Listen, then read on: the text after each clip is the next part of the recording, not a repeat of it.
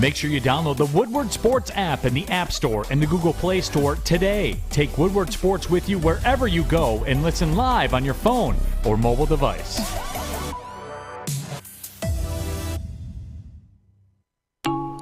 Good morning, everybody. Welcome to the Morning Woodward Show here on the Woodward Sports Network live, woodwardsports.com. Good morning, Jeff. How you doing, buddy? I'm doing good. What kind of cream is that? What are you talking about? Is that cortisone cream? No, it's chapstick. Chapstick. No, don't get weird. Don't get weird. Somebody's got to ask the questions around here, buddy. Go. I'm done talking about raw meat. No more sushi talk, because that led me down a dark road last week. Good morning, Alex Fish. Good morning. How you doing? What are you wearing? What am I wearing?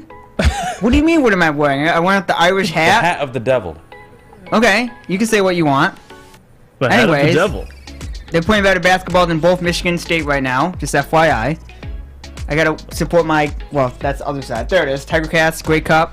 How do you know? I'm going to the one in November. Back in Hamilton. Hamilton, Ontario, Canada. It's right above Buffalo. So, I'm happy be exciting. for you, buddy. It's gonna be a great week. We got 2 more exciting games today, by the way. Did you watch yesterday? No, I did not. You missed out. You missed out on the first penalty shootout of the World Cup. Okay. It's pretty good. Japan did awful. That's great. They sayonara. They went home. So sayonara. What language is that? Anybody? That's Japanese. Hence that is, why that's a fish Yep. question. Interesting. Anyways, choice of words, buddy. Well, because that's how they say goodbye in Anyways, Croatia through, which not a huge shocker. Brazil murdered South Korea, by the way, which good. I mean, they toyed around with them. Good. They deserve it. Did you see them dancing with their coach and dancing with as a team? Did you think it was disrespectful? No, I didn't watch any of it. Okay, cool. It's Monday. There's NFL football. There's nothing. Okay, I think NFL's at night when it's dark outside. Well, I'm working during the day, buddy. I told it's multitask. Shut the hell up. What I did watch. Stick it in your ear. Fish, Stick it in your ear. Did you see the Bucs game last night? I watched a little bit of that. The last 3 minutes. Okay, I made fun of the Bucs a lot this year. They can't run the football, but my goodness, Tom Brady. Yeah. 3 minutes left. What are they down? 16-3, and he pulls back-to-back drives to win the game. I mean, I got to give credit where it's due here. I mean, Tom Brady last night was impressive. Well, I mean, that's what Tom. He knows Brady his is. team might not make the playoffs. We're spoiled to be able to watch him, but yeah, I mean, at 45 years old, tearing up that Saints defense. 3 minutes, 2 drives, 2 scores. It was a hell of a game to end it. I thought it was boring. I almost turned it off when they were down 16-3. It was a boring game, but they're officially a game and a half ahead of the Atlanta Falcons. Actually, 2 games ahead. They're going to win that division. Yeah, they need that division. So that's over and done with. If they finish 9-8, I think that's more than enough to get in. They'll win the division. They'll get a home game. It's odd to say, but they will.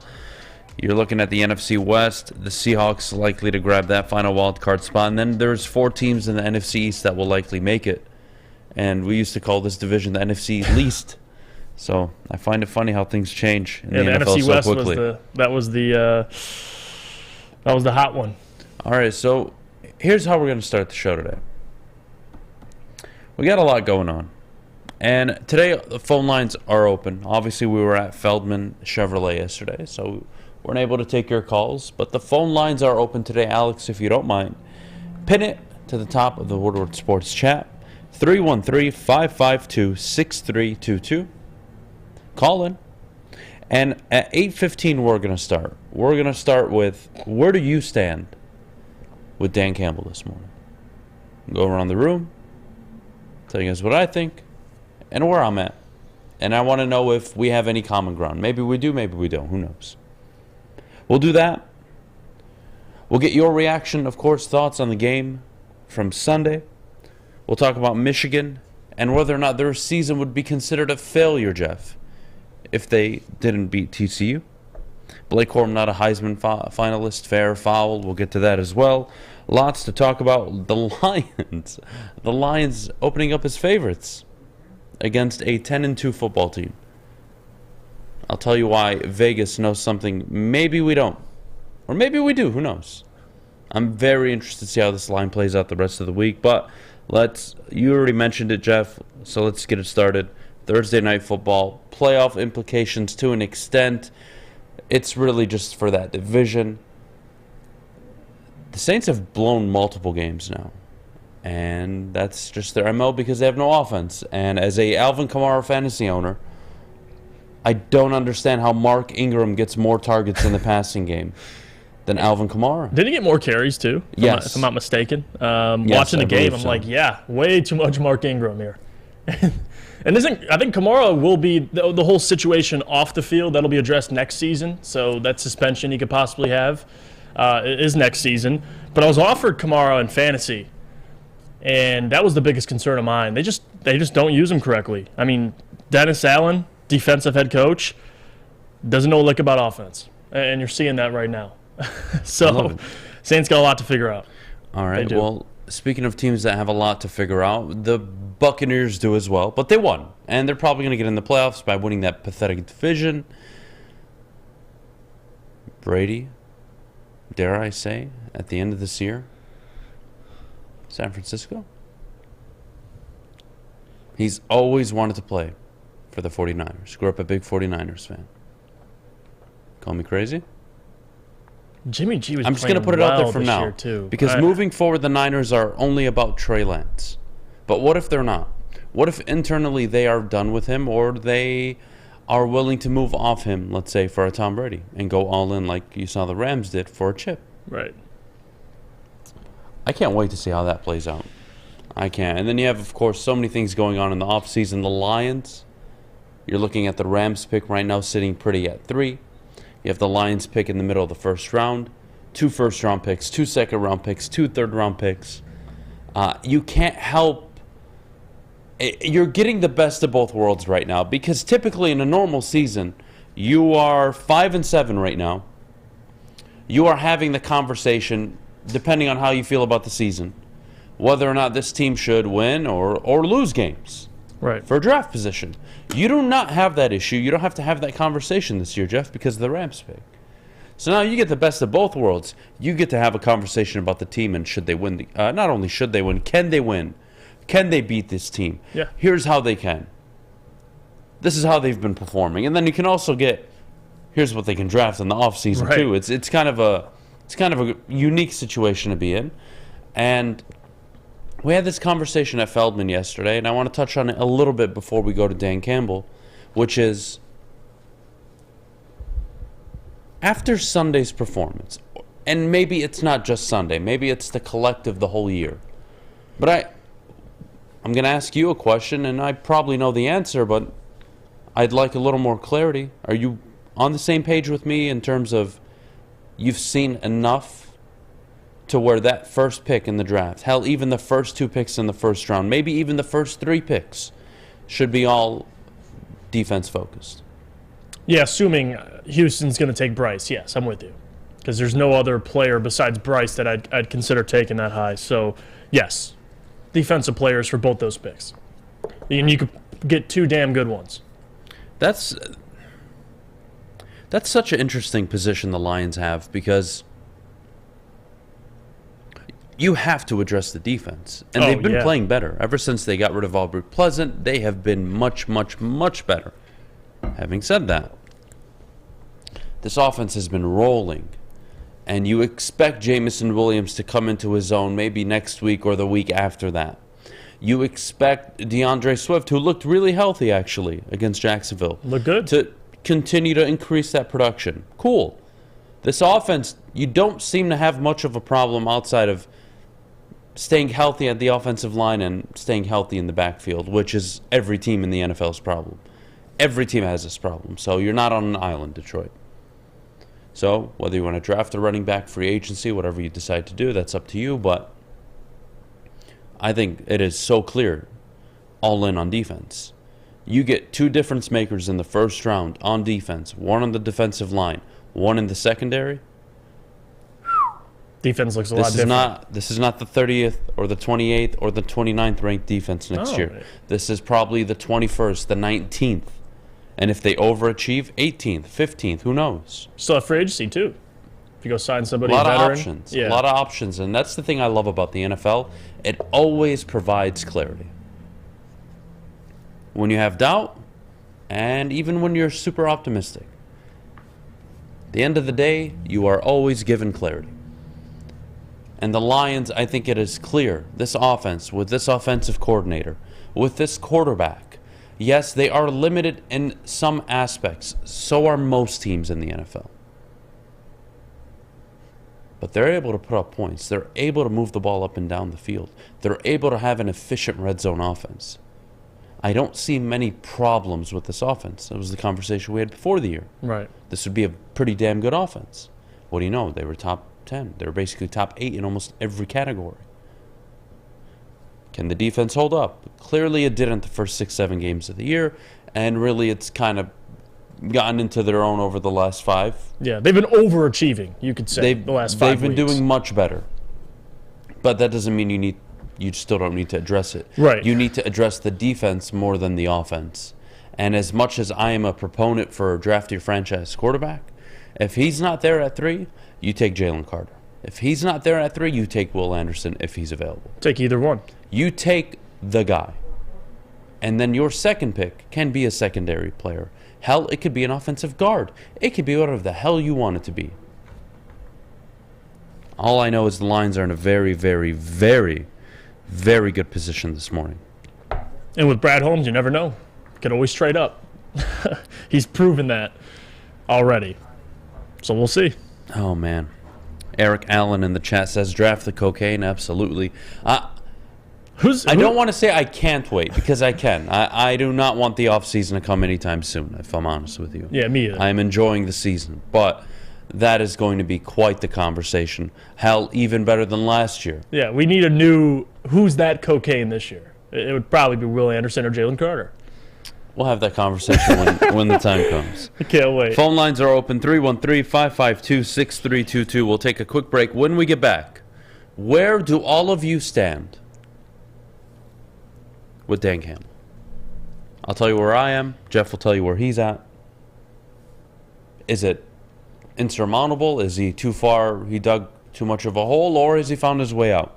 I want to have as transparent and open of a conversation as I can, so we can at least get on the same page from now till week 18.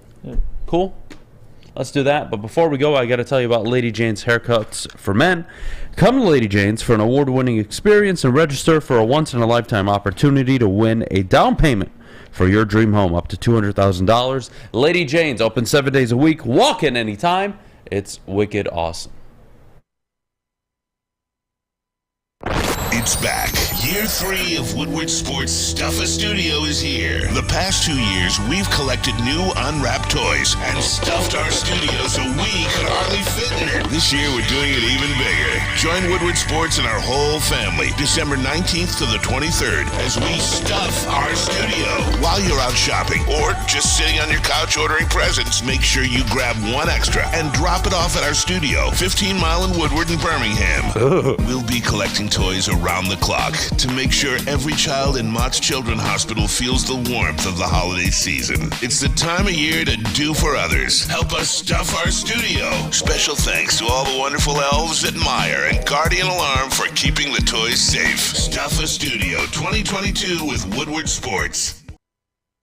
The sports marketing agency would not be who we are without great community partners like Higuera Health and Carol Zaniga. It's an awesome opportunity to partner with your organization. Higuera Health is a comprehensive behavioral health organization. We serve children through older adults with mental health, substance use, and developmental disabilities across Western Wayne counties, and really excited to now be in downriver communities as well. Give us a call at 734-458-4601. You don't have to go to the beach, man. You don't have to get your butt crack full of sand. You just need a little chili peppers, man, to get that glowing beach chili peppers tan. Woo! With 26 locations in the Metro Detroit area and more coming, Chili Peppers Tanning is where you'll find the cleanest salons in the D. Join the Pepper Club for the best deals on unlimited tanning. Head to chilipepperstanning.com. You just need a little chili peppers, man. Woodward Avenue, the first paved road in America. Woodward Sports, the first sports network born in Detroit and made for Detroit. Looking to buy or sell your home, whether you're a player or fan, helping you buy, sell, or invest is Michael Phillips' top priority. Being in the game for over 23 years makes Mike the number one option for anybody. So, what are you waiting for? Give him a call, 313-403-0011. That's 313-403-0011. All right. 8:15, woodwardsports.com, live on a beautiful Tuesday morning. Boy, Mondays are always long. However you want to say it. All right, Jeff, here's where I'm at. I spent a lot of time last night thinking about this because I think we've seen a lot of sides of Dan Campbell. And where I want to start with is the story, right? Going into this year, what did all of you ask for? And of course, I can only speak for myself. I can't speak for all of you. I asked for 7 and 10. With the expectation that, you know what, if they won 8 or 9, it wouldn't surprise me. Because I think this team is more talented than you, including all of you watching, gave them credit for. Cool. Season starts, and Dan Campbell is 1 and 6. Team is 1 and 6. 4-19 and 1, I believe, at the time overall. Not looking good. No direction, no clear sight. Making mistake after mistake after mistake, and the same mistake after same mistake after same mistake. Throwing games in the fourth quarter, clock management, poor use of timeouts.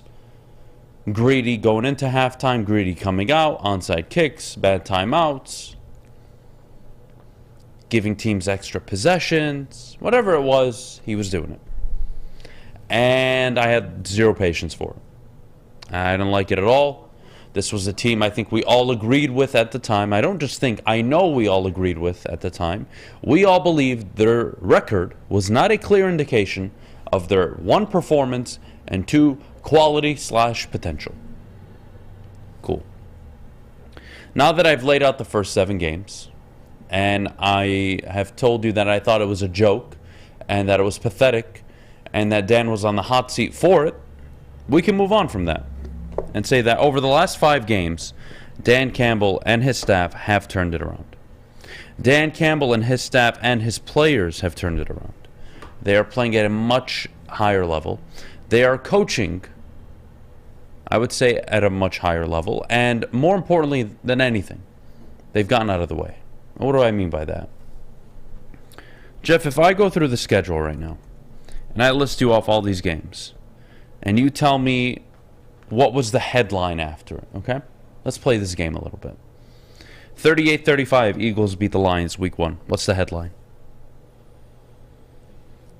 Well, at the time, it was Lions kind of had some questionable calls in well, that game. Yeah, that's all I'm asking. Give me straightforward answers. The timeout, the onside kick, whatever it was. That was the headline coming out of that game. Lions beat the Commanders 36-27. That was complete domination. Thank you. Right, 1-1, looking good. 28-24 loss on the road to Minnesota. That blown defensive assignment at the end. That was it. And the 4th down decision. Yeah, early on, yeah. All right, I want you to see the theme here. 48-45 against the Seahawks. Couldn't force a single punt. Not one punt. But Jared Goff also threw a pick 6.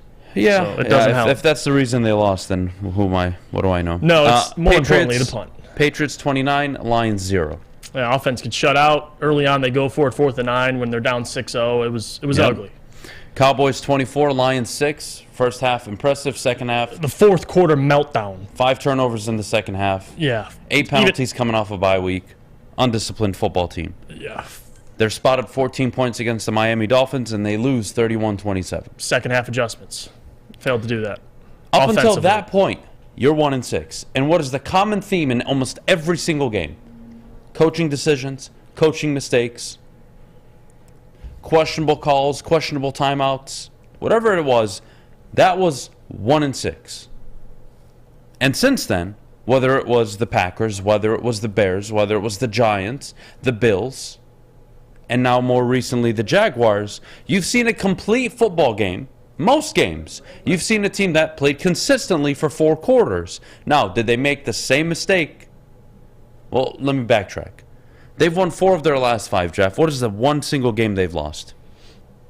What is that? What was the headline after? On Thanksgiving to the Bills. What was the headline? Giving Josh Allen, leaving him too much time before half, and that 3rd and 1 call. Okay. The big debate. So, giving him time at the end. Have you seen the theme when this team loses? What happens? Are you catching a little bit of my drift here? Yeah, it's mistakes. And I'm not saying it's definitive, it's outright, but that's just the data. Right. When you lose games this year, it's not because, man, they made one more play than we did, or they just played better that day. It's the common thing is coaching decisions. And 4 of the last 5 games, you've won 4 of them. 4 of which you have not questioned your coaching decisions at all, regardless of if they made it or not. And the one game you lost, what do you know? Before halftime, and of course the final drive of the game. Mm-hmm. The common theme with this team right now is that when they win, the headline isn't about the coaches. It's about the team. But for some reason when they lose, and I'm not saying this headline is media written. It's it's what happened in the game. But when they lose, it is because of a decision, multiple decisions, poor use of clock, or game management. It's always something. And I'm not sure how we feel about that. So you ask me to the question, where do you stand with Dan Campbell? I told you guys last year by Thanksgiving I would know. And I really thought I had a good pulse. And then they've won 4 or 5 now. And I'm seeing Dan win the way we had a conversation about last year in Arizona when they beat the Cardinals at Ford Field. That was repeatable success. And now you're seeing over the last 5 weeks, they're playing consistent ball. 4-1, they've played consistent the last 5 weeks. So now I'm in a position thinking to myself, okay, I like him. Love the attitude, love his mantra, love his bravado, whatever you want to call it. Drives me nuts with his coaching decisions. I don't like them at all. So there's parts I like, and then there's parts I really don't like. And where I'm at today is where I was at before the season. Because I just don't know. I have a certain level of optimism that I had going into the season because of this 5-game stretch. But it's also very difficult for me to just forget about 1-6, forget about Buffalo, forget about Minnesota, forget about Philly, forget about Miami. It's difficult, which is why I don't have the answer. I don't have the clear 100% answer. If you were somebody that said when they were 1-6, we believe in Dan Campbell, I believe in him, you had no statistical data, you had no evidence whatsoever that they would be able to win 4 of their next 5 games. None. That would have been, quote, your feeling. But this game is not about feelings. It is about evidence. It is about what you've proven on and off the field. Right. And up until those 7 games, boy, they didn't prove much. And I was out. I was fed up. And then they've strung along these 5 games, Jeff, where you're like, repeatable performance, repeatable, even though they blew it at the end, but repeatable. And now I'm thinking to myself, okay, if he can just do this is going to be a tough football team to beat. But then I try not to get too ahead of myself and say, okay, well, when this team is uber talented, Jeff, how will we manage them? How will we coach them? I don't want to get that far ahead because I don't have the answers yet. And I don't like not having the answers. I'm very paranoid about that. I think you can all agree he's changed the culture, right? But you can't change it legitimately until you win. And you suddenly see the pep in everybody's step now in Ford Field. And now you're seeing the pep in the fan base, really. They're all walking around feeling great. Winners of 4 of 5, favored against Minnesota, great. There's a lot to play for still. But that's where I'm at with Dan. I'm where I was before the season, which is I don't know yet. I just don't know. And I don't want to lie and say I do know, because I don't. Because at 1-6, I thought I did know. I really did. I thought I was 100% certain this isn't going to work out. trade T.J. Hawkinson, fire Aubrey Pleasant, and now they've won 4 of 5, and I'm sitting here thinking, dude, where the hell was this? You've avoided making mistakes for 5 games. 4 of the last 5 games, and you're 4-1. Surprise. So, should I give you credit for that, or should I be frustrated with you for that? I'm not sure. I just know that if I'm going to not give you credit, if I'm going to criticize you, Jeff, when you're 1-6, I think I have to be honest and give you credit when you've won 4 of 5. That doesn't get you out of the clear. That doesn't make you a successful coach. You're still 8-20-1 overall. But I can see how they win football games. This is what we talked about in Arizona. You know how much of an asshole I was all last year. I was so out all year. And then Arizona happened. And what did we have the conversation about? That was repeatable. That was a formula for success I can actually visually see them doing in the future. And in the last 4 out of the last 5 games, very similar to what they did in Arizona, except their passing game is much more effective. That's where I stand this morning, Jeff. And I do agree with you. I think there's more context, but with Dan Campbell, one thing I can give him credit for, there's multiple things, but one I'll start with is even through the 1-6 start, these players never quit. And he even said this in the presser after the Jags game. He never had, or at least lost faith in what he had, the talent he had on this football team. And you talk about what's changed from now, looking at earlier in the year when they were 1-6. To me, yeah, Dan Campbell staying out of his own way. Dan Campbell actually improving and learning on the job, which isn't ideal, but you can give credit for Dan because he has improved as a head coach. And the fact that he can actually trust his defense lately, you're looking at the last couple games, looking at their last, winning 4 out of the last 5 games. Just look at what they've held opponents to. I mean, you look at the Jags, 14 points. The Bills, 28 points, which, again, you lost that game by a field goal. You look at before the Giants. On the road, you hold them to 18 points. The Bears game, Justin Fields was a complete menace. That's kind of an isolated situation. But the Packers, 9 points. What's changed as well is this defense is playing better. Guys are getting better. And when you have a defense that's filled with young guys, especially early in the year, how bad they were playing, talking about Seattle not forcing a punt, that's the difference. And Dan not being able to trust this defense. Now it's different. Now you don't have to go for it on 4th down. Now you can settle for field goals because you know what your defense is going to do. They've been performing. They've been at least – it hasn't been the most dominant defense, but it's more of a bend, don't break. And they've shown that over the last couple weeks. And the offense, clearly, they've bounced back as well, even on the road. But to your point about Dan Campbell,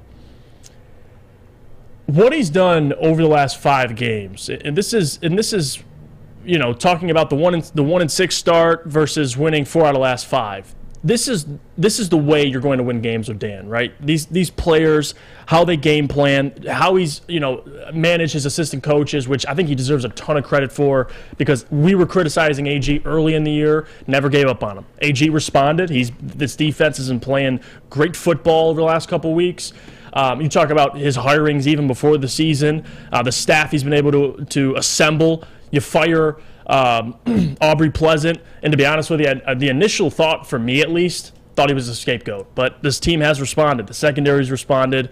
And more than that, Ben Johnson. You look at their offense at times, not showing up in the second half. Well, they've done that. And again, for Dan Campbell's sake, where I'm at on him, I think he's given me more confidence, obviously, the last 5 games than he did at the 1-6 start. Now, is he the long-term answer? I think I need more time to see that. But what I've seen so far is there is a formula here for winning games. And I truly but more so lately it's been winning. I understand. So we can't hold him, and I get where you're coming from. Early in the season they're 1-6, but you got to look at what they've been doing recently. Now, down the stretch, if there's performances where he's costing them more games, I'm willing to have that conversation. But it seems like he's learned from those mistakes over the last 5 weeks. So wait, you're telling me he's actually valued field goals and punting, and they're suddenly winning. Yes. Come on, Jeff. And the defense isn't playing better. Yes. Well, the defense always will play better when you're not fucking making them start at their own 33-yard line. I mean, they've been terrible though. I understand. You can't just blame him because he goes for it on fourth down. I'm not, but it is part of the story. It's not all of it, but it is part of it. But yes, the defense has been so much better. They've been able to stop the run more effectively. The pass coverage, they've had one of the better pass defenses in the NFL over the last 5 games. That is a fact. I believe top 10. So, yeah, it is a story of both sides. And through what? How many games are we in now? 12? Through 12 games this year, you've shown me you know how to win games now, and you know how to lose them. Right. Which one are you going to do more often moving forward? That's the question I have. Two things, and again, I get where you're coming from, but you can't deny 2 things that have changed. Number one, we're talking about the defense, how better they've been playing. Credit to AG. But another part of that is they have a consistent kicker. Like that was the problem earlier in the year is not trusting your defense. They signed Badgley, and he's been excellent. The week after he went 4 for 4 in Chicago, and they didn't use him in a game that they barely lost. Oh, wait, Chicago? Please. They beat Chicago. No. We're not talking about Chicago here. He was in Chicago the week prior. Yeah. 2 weeks prior to that game. Mm-hmm. They signed him coming off a 4 for 4 game, and they didn't use him at all. Again, maybe he's learning.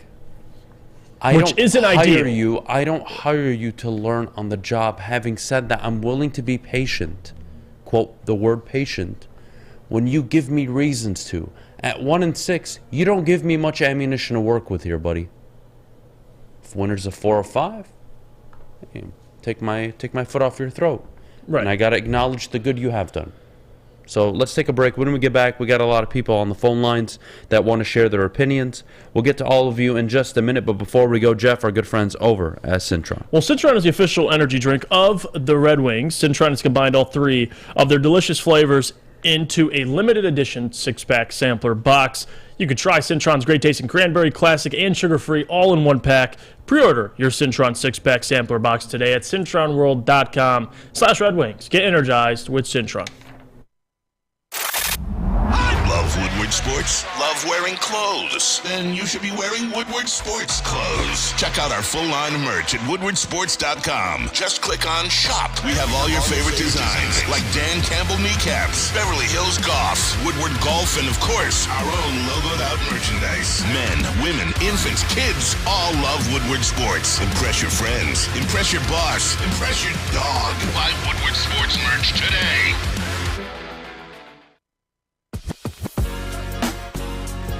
What's a winter wonderland if you can't shop, eat, and play? Lucky for you, you can do it all at the Downtown Detroit Markets, Cadillac Lodge, and the new winter version of the Monroe Street Midway, all located just across the street from Campus Martius Park. Find the fun at deckedoutdetroit.com.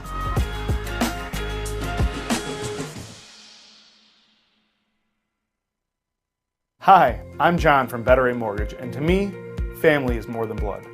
That's why I have the biggest family in Metro Detroit. If you're looking to buy a house or refinance and need a loan, come get treated better than family by me and our entire team here at Better Rate Mortgage. We pride ourselves on giving you better advice, better service, and a better loan experience. That's why we are Better Rate. If you're looking for a new mortgage, come get treated like family. Actually, better with Better Rate Mortgage. Visit us at mybetterrate.com or call at 248-480-4467 today. You have an opinion? Make sure it's seen and heard. Corner, jumper. Tweet us, hop on the YouTube chat, slide in the DMS at Woodward Sports on all social media. Oh, man, Ryan. I'm so proud of you, buddy. So happy for him. Michigan back-to-back Big Ten champions. First time, since 91-92 that they're outright back-to-back Big Ten champs. And Ryan Ermanni is the champ of the network at the moment because he's down just over 18 pounds, and I'm super proud of him. So shout out to Dr. Jason and everybody over at Custom Health Centers. They've done a phenomenal job with Ryan. You thought he was a mom magnet before. Now he he's lost. a grandma magnet. You lose weight, now you attract grandmas. Yeah, he does them both. Moms, grandmas, bring them all to Ryan. The sexy son of a gun, man. Oh, God. All right, let's go to the people here. You guys have been patiently waiting. Thank you. Let's start with James. James, you're on the morning show. Good morning, buddy. Funny stuff, man. Milton Gilf Magnet. Oh, my gosh. that is funny. I love it. Hey, guys, it seems like every time I call in, we've had a great weekend in Detroit/Michigan sports.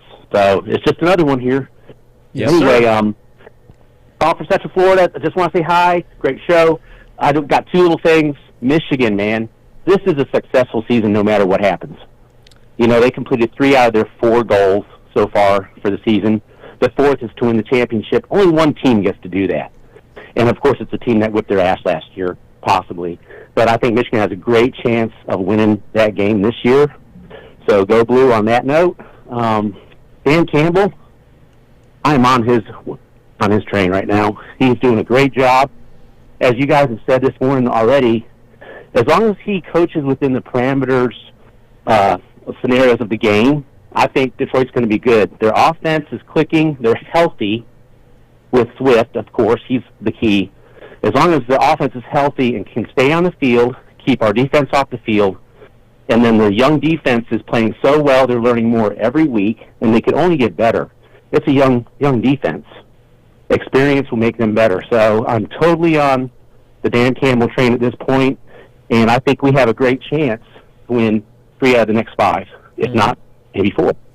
All right. You know, and especially this weekend with Minnesota, I'm not really sure how we're favored in that game, but it's exciting to hear that. Well, because Vegas is telling you the record isn't the end-all, be-all indicator sometimes, especially on any given Sunday. So appreciate the call, James. You have a great rest of your Tuesday, buddy. Thanks, James, Thank you so much. Thanks, guys. Go Blue, go Gators. So very interesting. Can I speak on? By the way, Michigan fans, does everybody agree with James here? If you lose to TCU, it's still a successful season. I think it's successful, but it's very disappointing. Insanely disappointing. It's a huge letdown. I would assume it would be. This is your best chance to get to a national championship. Yes. Game. So I would. I think those expectations maybe should take that be step further. So those expectations should be winning a national championship. Now, you know, we'll get to that at 9 o'clock. Yes, we'll get to it later. Let's save it. Let's go to Sammy. Sammy, good morning, buddy. How are you? Oh, good morning. How are you? Good. First things first, go Lions. What a game. Absolutely. Second, my faith in Dan Campbell. I'm kind of with you on what you said. I don't really have an answer either just yet. I mean, yeah, he's winning, but if he had a winning record this season, I think the conversation would be a lot different, and our faith would have changed. I mean, yeah, we'd say, yeah, he's our guy right now, but I think we can determine that answer by next season. If they come out swinging, maybe with, I want to see him start at least 4-0 before I change my mind about him. You know, he's winning. He's changing the culture. It looks good, but still a long way to go for this team, if you ask me.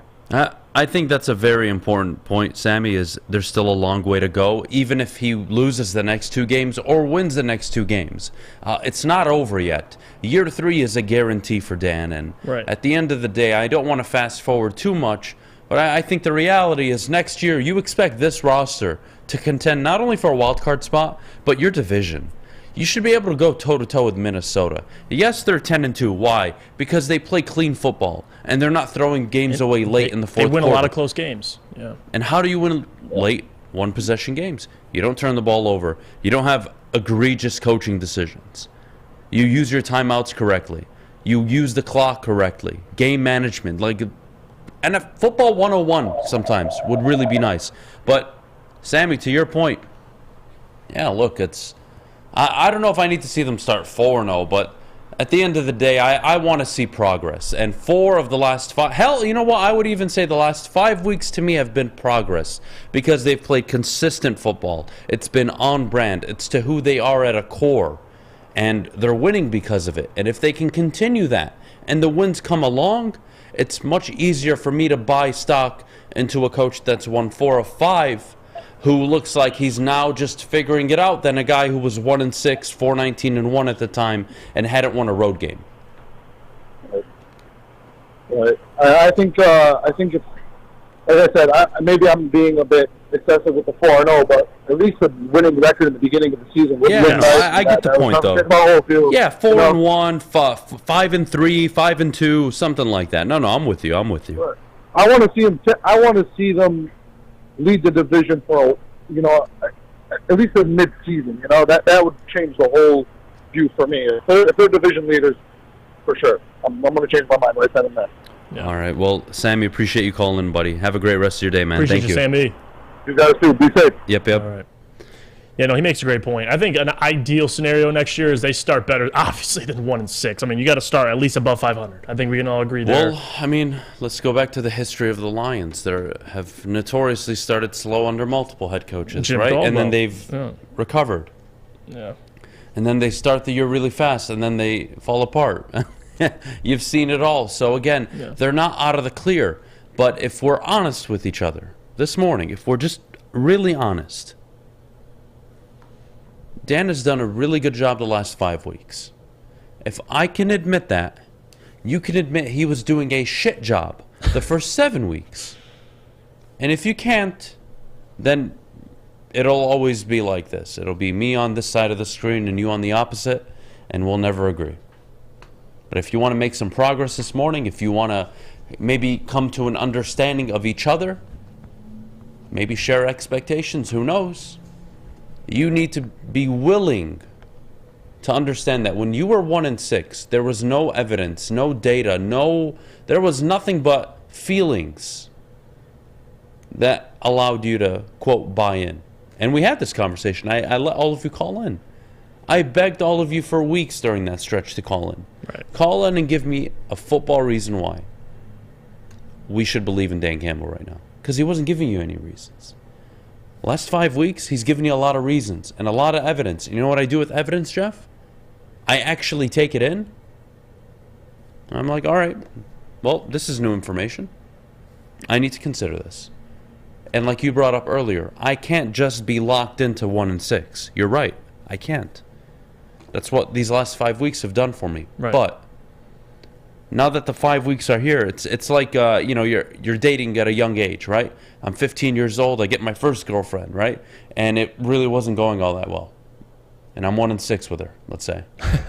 And then all of a sudden, another chick pulls me in this direction. It's like, oh my God, 4 of 5? But little do I know there's 0 of 10 further after that, right? So you never know. All I know is I'm trying to stay a bit level-headed here, because I don't want to be too knee-jerk, but at the same time, I'm sorry. You got to show me something, and he's given me a lot to work with the last 5 weeks. Fair or not fair? Not fair. Very fair. All right, let's go to Terrell out in Florida. Terrell, you're on the morning show. What do you got for us, man? Terrell! You there, Terrell? Oh, no. Terrell, shoot a call back when you can. I think there's something wrong with your connection, but let's take a quick pause. Yeah. When we get back, the phone lines are open, guys. Don't worry. Keep them rolling. 313-552-6322. Call in. Give us your thoughts on where you stand with Dan Campbell, number one. Number two, feel free to call in and really give your reaction, your thoughts on the game on Sunday. We weren't able to do that yesterday. So we'll accept the calls for the Jacksonville game as well. And then at the top of the hour, let's have a conversation about Michigan. Let's do all that and more coming up. But before we do, Jeff, the best defense on and off the field. I'll tell you about them because it's Guardian Alarm. If you want a consistent defense, something to protect your home, I got just the company. It's Guardian Alarm. If you call 1-800-STAY-OUT today, you can rest easy knowing you have 24/7 protection. That's 1-800-STAY-OUT. Let them know your friends at Woodward Sports sent you. Bye. Good luck. It's back. Year 3 of Woodward Sports Stuffa Studio is here. The past 2 years, we've collected new unwrapped toys and stuffed our studio so we could hardly fit in it. This year, we're doing it even bigger. Join Woodward Sports and our whole family December 19th to the 23rd as we stuff our studio. While you're out shopping or just sitting on your couch ordering presents, make sure you grab one extra and drop it off at our studio, 15 Mile in Woodward and Birmingham. We'll be collecting toys around the clock to make sure every child in Mott's Children's Hospital feels the warmth of the holiday season. It's the time of year to do for others. Help us stuff our studio. Special thanks to all the wonderful elves at Meyer and Guardian Alarm for keeping the toys safe. Stuff a Studio 2022 with Woodward Sports. Introducing the Planet Fitness Guide to getting that post-workout glow. Step 1. What's your why? More epic energy? Better sleep? Blow off steam? Step 2. Join Planet Fitness for just $10 a month and get moving in our clean and spacious clubs. Step 3. Bask in that post-workout glow. Join Planet Fitness today for just $10 a month. Join today at any of the 50-plus Detroit area locations. It's a great day to get some Centron in your life. Okay. There it is. Centron, here we go. Gotta grab the cranberry. Oh wait, it's 2 for $4. Gotta double up with the classic as well. Centron World, baby. Centron, available at select Krogers, and if you wanna know how, go to @CentronWorld.com. You get dope like me. You know what? Why wait?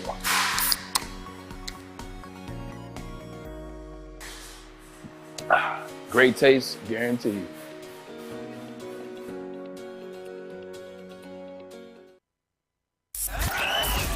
We are the network for Detroit by Detroiters. Welcome to the Woodward Sports Network.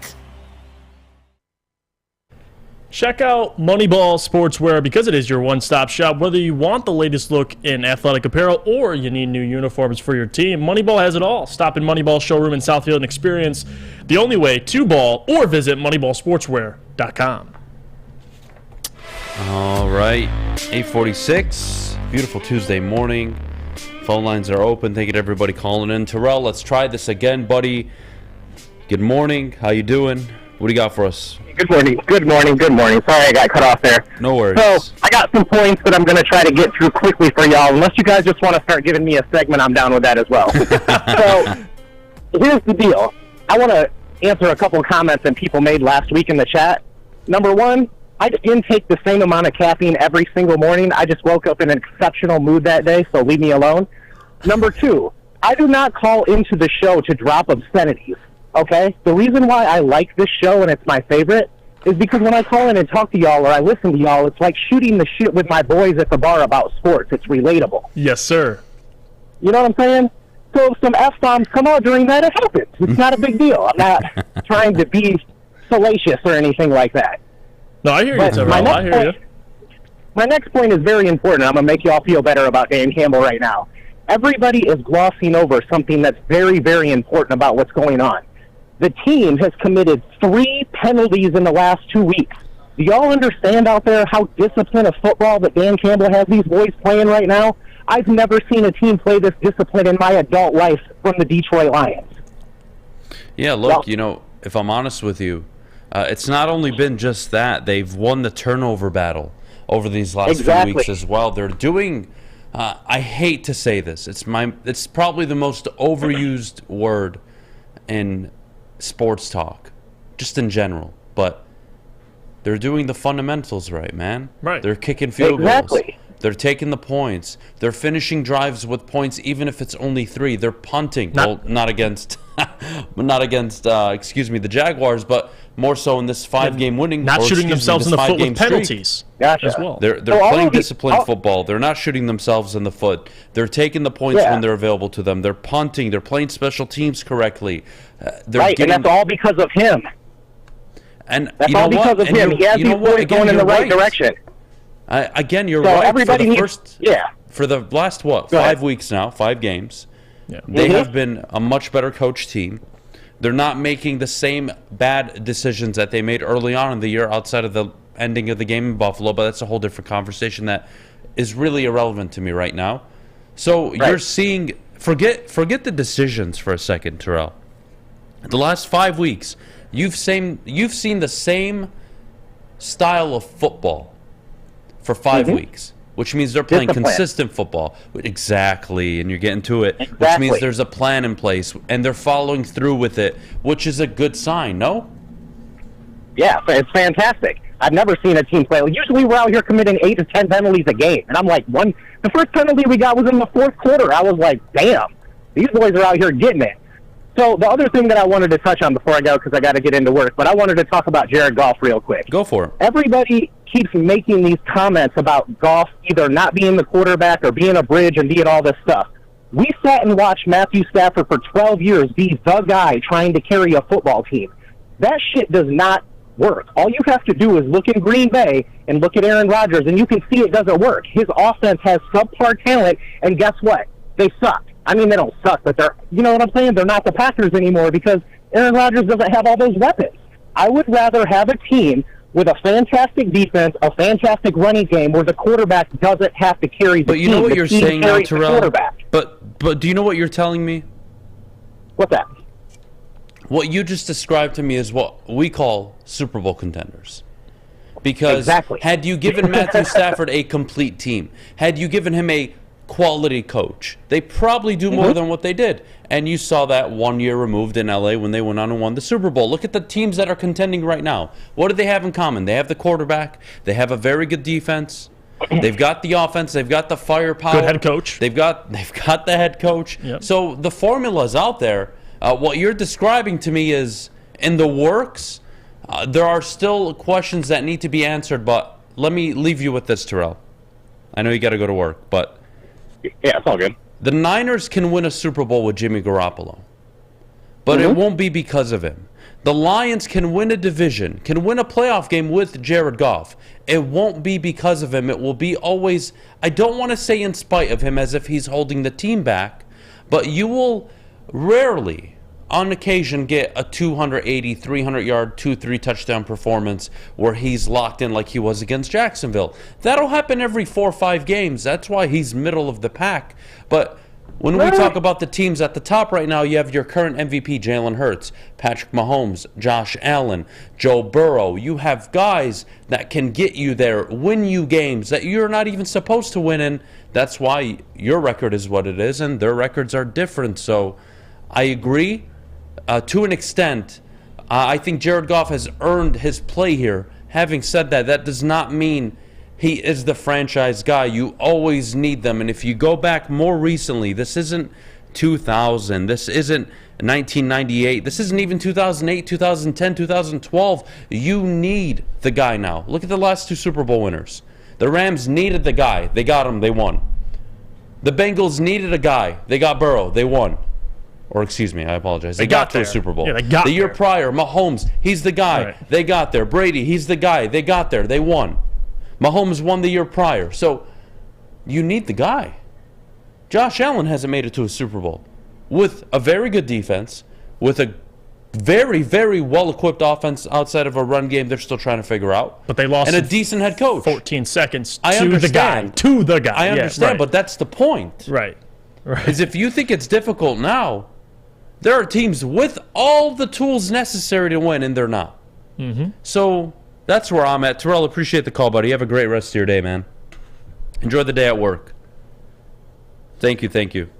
See, and I get where he's coming from. Like, the Lions I believe, can win a playoff game with Jared, can have success with Jared, but if you're talking about winning a Super Bowl, it's like, and I always bring up the Tennessee Titans, because the Tennessee Titans won the AFC last year with Ryan Tannehill. What happened in the postseason? Like, you need the dude to be able to go that extra step. It's like when the Rams made the Super Bowl with Jared Goff. Then they got rid of him. I mean, if that doesn't tell you anything, and with Stafford, they won the Super Bowl. With Jared, as much as I can appreciate how well he's been playing, he's playing some of the better football of his career. I wouldn't say he's the guy, as in a franchise quarterback. He's someone that can keep your franchise stable and can win you games and have success. But trust me, you're going to want a quarterback, especially on a rookie contract, eventually. They're going to have to address that. That's still on the to-do list for Brad Holmes. Fair enough. Let's go to Alan. Alan, you're on the morning show. What do you got for us, buddy? Thank you for taking my call. I'm in California. First time I managed to get on. Hey. I'm the guy who razzes you. I'm Trotsky, a bus guy. Anyway, the reason I think you guys are just way off. The problem in Detroit is not Goff, it's not Campbell, it's the defense. If that defense was average, you know who they'd be? They'd be the Buffalo Bills. So what they need to do, the most important thing is, one, don't waste the high draft pick on a quarterback. You might get a Zach Wilson, you know. Get a good defender, get a good DC, and then forget the division. Let's actually go for the Super Bowl, because they have to do it now while they still have Ben Alan, Johnson. how long have you been a Lions fan? Since 1970. So I think you are correct 80% of the way. On defense, you're 100% correct. They need to invest a ton into that defense. I think Goff, like you said, Campbell, right now it's looking good enough. These last 5 weeks have been so impressive. But where I'm going to deviate from you a little bit is you have to start by winning the division. There are only a handful of teams that got into the wild card that even got to the Super Bowl, let alone won it. To me, I like to do things one step at a time. And look, it all could happen at once. You could in 1 year win the division, get to an NFC championship, and dare I say a Super Bowl. But it's got to start with show me you're the best team in your division, which means you're one of the 4 best teams in the NFC, which means you have home field advantage for the first game of the playoffs, or dare I say you may even have a bye week if you have a good enough year. So that's how I look at it, Alan. You know why I disagree with you? Go for it. Once they win the division, they lose Ben Johnson. Once they lose Ben Johnson, they're not going to win the Super Bowl. Wow. I look, I'm not going to lie to you. I love the sound of that because I'm a big Ben Johnson guy. But yeah. Oh man, Alan, you're killing me this morning. That's a very, very. I'm sorry, but they're going to lose. They cannot. I get it. They have to win the Super Bowl next year, and the only way to do it. Alan, that is a lot of pressure, buddy. Do you think, okay, so you believe, and I'm assuming this, you believe they can win with Jared Goff next year, Super Bowl. Is that what you're saying? Yes. Yes. Jared, okay, first of all, let's not argue about Jared Goff. The most important person is Brad Holmes. And Jared Goff is not going anywhere. They're not drafting a quarterback. I knew they went last year. They didn't even sign one as a free agent. Jared Goff is our quarterback, like it or not. I believe in Jared Goff. Whether you do or not, it doesn't matter. Brad Holmes believes. So he's our quarterback. That's a good point, Alan. And if I may, you are correct. And at the end of the day, I am going to disagree on the Super Bowl part. I think that is a bit much. But I think the point you're making by saying that is 100% true, which is, hey, you have these, I would say, special pieces. Amon-Ra St. Brown, Penei Sewell, Ben Johnson, Brad Holmes in place. Jared Goff is good enough. You have pieces you like, a very good offensive line. You now have Jameson Williams. Hopefully he shows something over the next few weeks. If you can invest in this defense, there's no reason why you can't contend next year. I agree with that. Ben Johnson, unfortunately, the name of the game is he is going to leave, and all the good teams, their coordinators get snatched away every year. I mean, you look at Sean McVay, he's dealt with it. Kevin O'Connell, he's seen, who else, the individual, I'm forgetting his name. We've seen Dable leave Buffalo. We've seen Kevin O'Connell leave Sean McVay. So, if you are a good head coach, if you are a competent franchise, you can overcome it. But, Alan, nonetheless, appreciate you calling on. One of my favorite calls we've had over the last few weeks, honestly. Thank you so much, buddy. Yeah, appreciate you, Alan. Bye.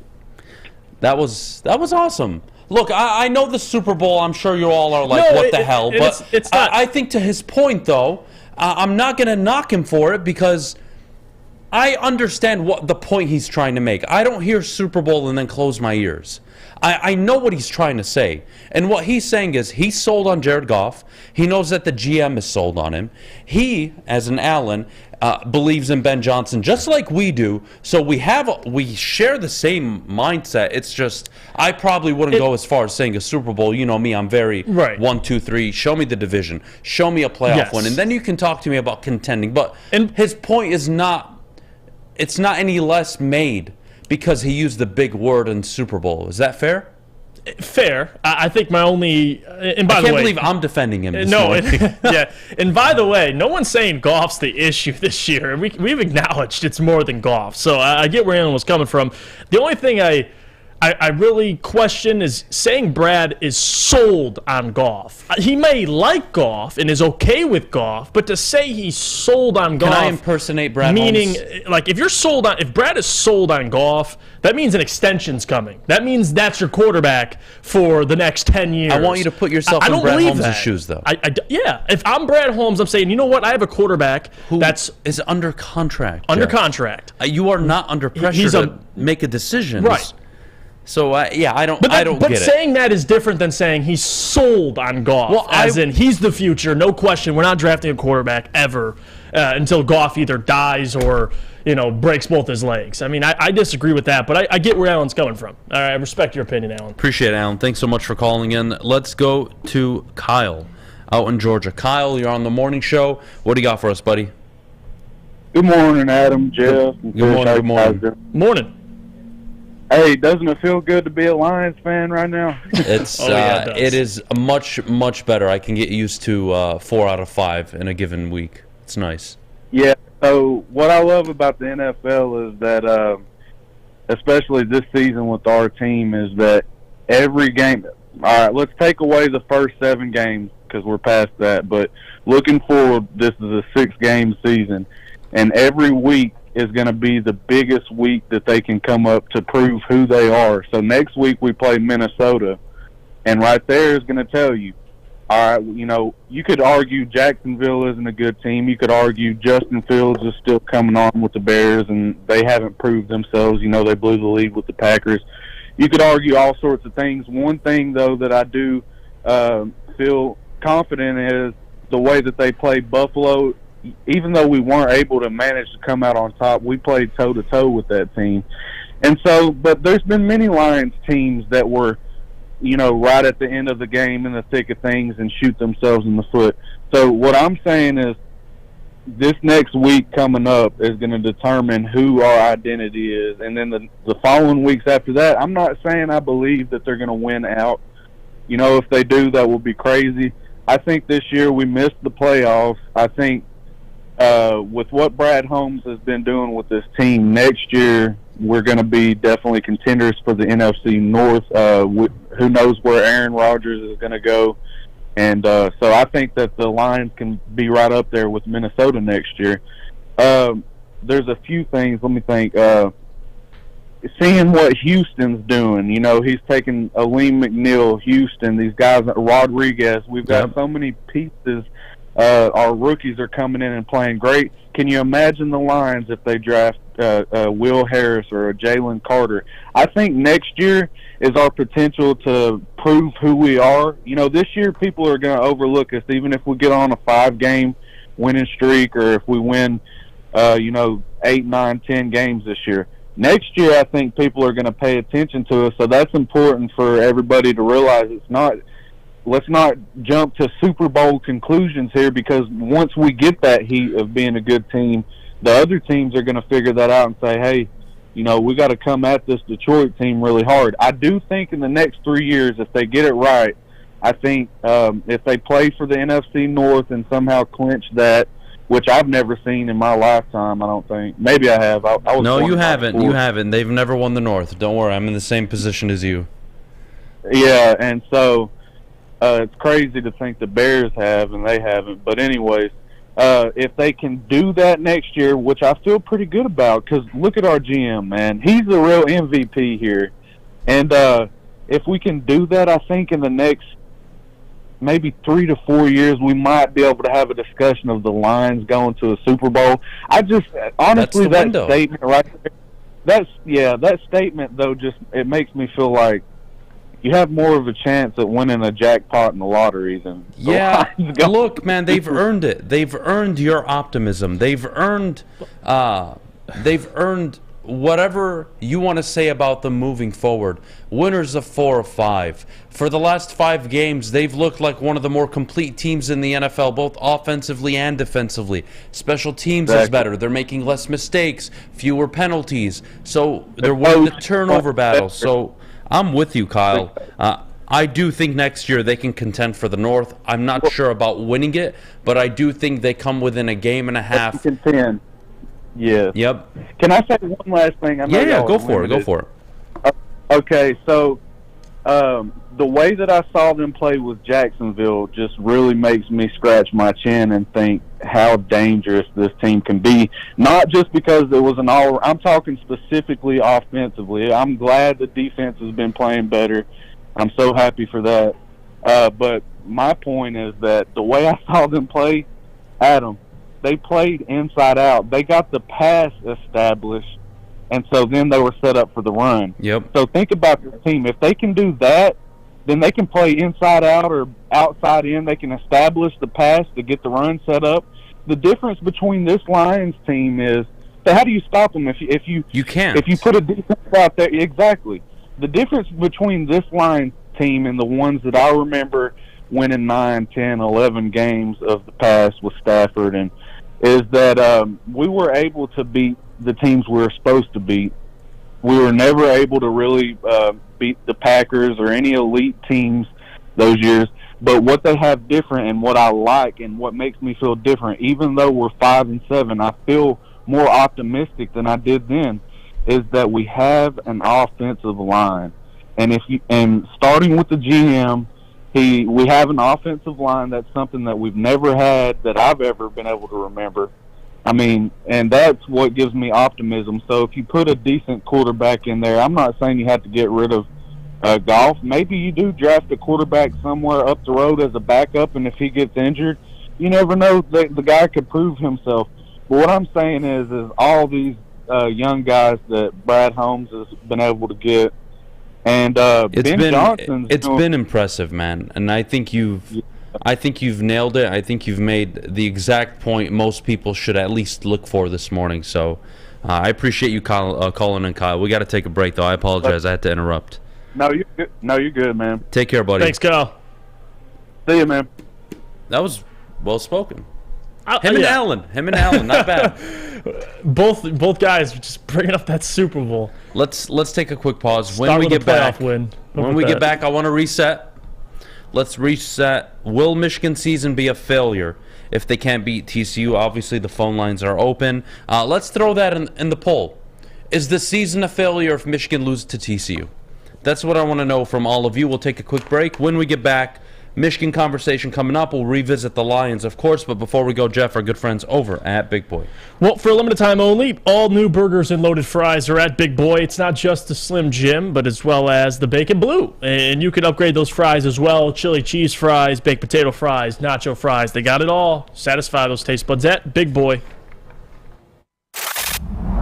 Love Woodward Sports? Love wearing clothes? Then you should be wearing Woodward Sports clothes. Check out our full line of merch at woodwardsports.com. Just click on Shop. We have all your favorite designs, like Dan Campbell kneecaps, Beverly Hills Golf, Woodward Golf, and of course, our own logoed out merchandise. Men, women, infants, kids, all love Woodward Sports. Impress your friends. Impress your boss. Impress your dog. Buy Woodward Sports merch today. Fellas, let's be honest. We like things to be easy. We like simple stuff, like sports 7 days a week. We like things uncomplicated, like Lady Jane's Haircuts for Men. Open 10 to 8, 7 days a week.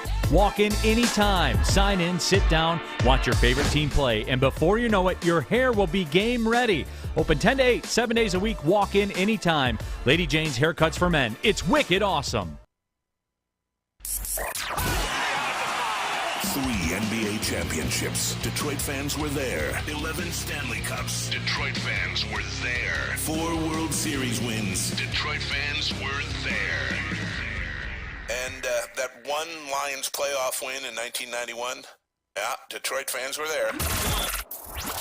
Woodward Sports, where the fans are. Well, with winter here, you can't just go outside and tan. So go to Chili Peppers Tanning because you'll find all the cleanest salons in the D with spotless, sanitized rooms and trained and certified tanning professionals. ChiliPeppersTanning.com. Hottest bulbs, hottest deals, darkest tans. Your Vitamin D headquarters. 27 locations and more on the way. Woo, top of the hour, a little bit behind, but we are back here on the morning show. Let's get to Michigan. We are putting up the poll right now. If Michigan loses to TCU, is their season considered a failure? And Jeff, I'll start with you on this one. They lose to TCU. This is arguably their best chance to get to a national title game. Yes. Probably their best chance to win the Natty. Probably, I wouldn't even say probably. This is the most complete team Jim Harbaugh has ever assembled. The best quarterback he's ever had. The best offensive line maybe he's ever had. The best defensive front, and that's saying that when last year they had Ojabo and Hutchinson. Is it a failure? Yes, it is. I mean, I don't know how you can say it isn't a failure.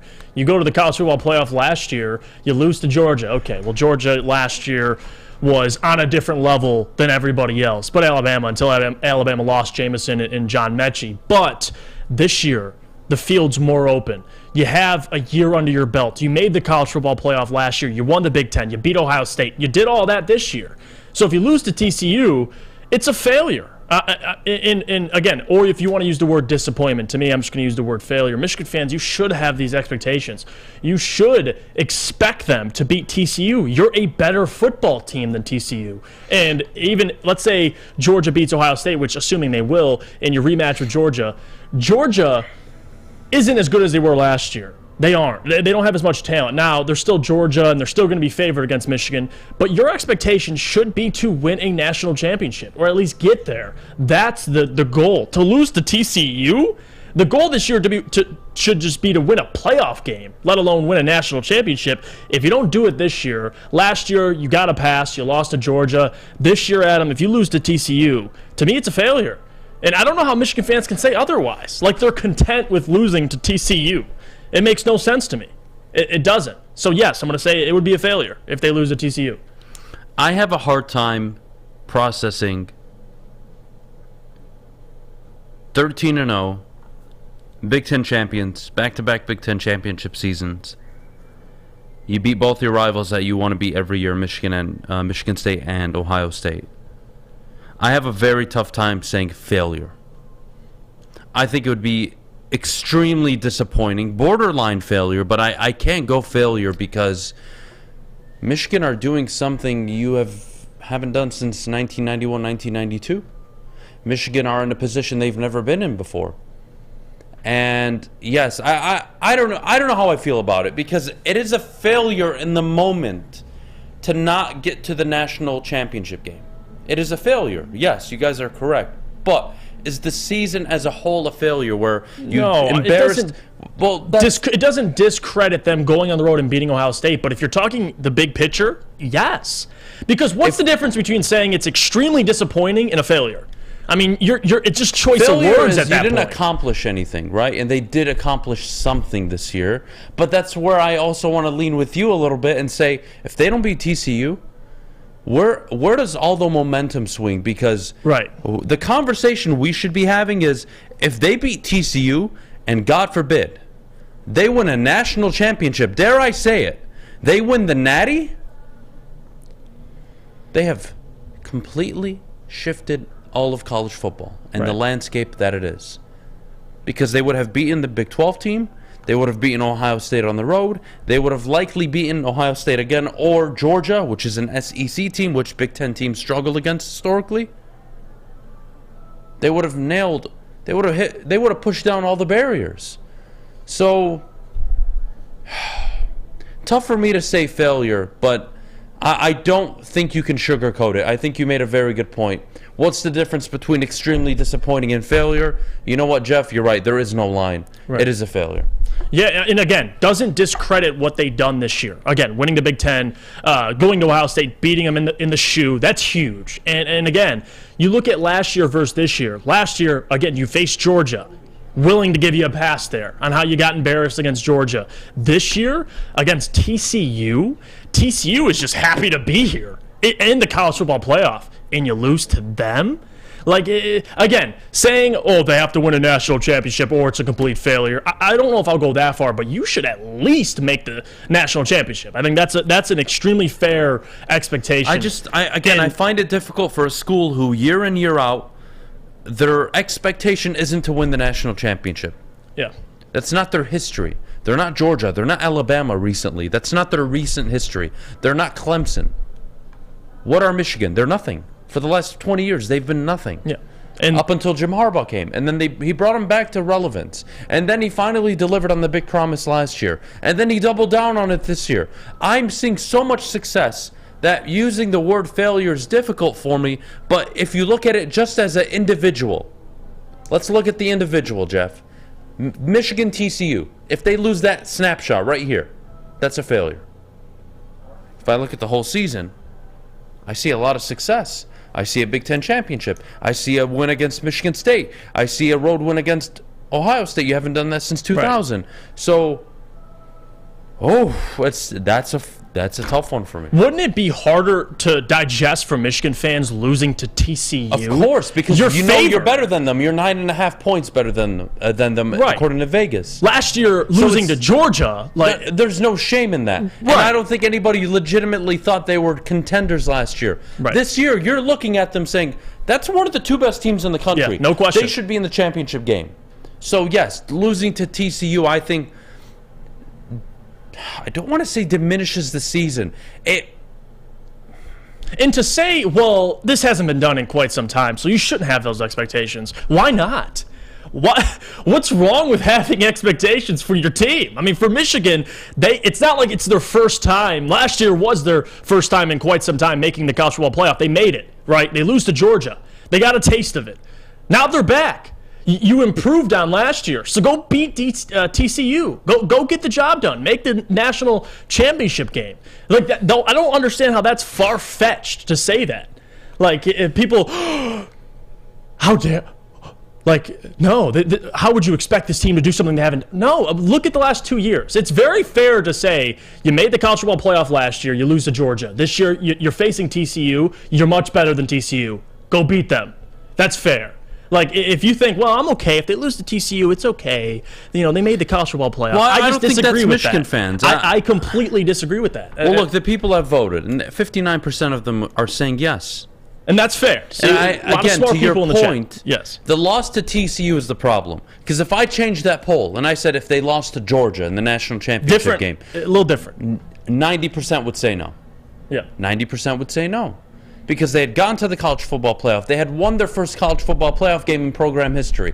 Winning 13 games for the first time in program history. Winning against TCU would be their 14th game, which is the first time they would ever do that in their program's history. There's too much success for me to throw it away and disregard it because of one game. But that game is very important.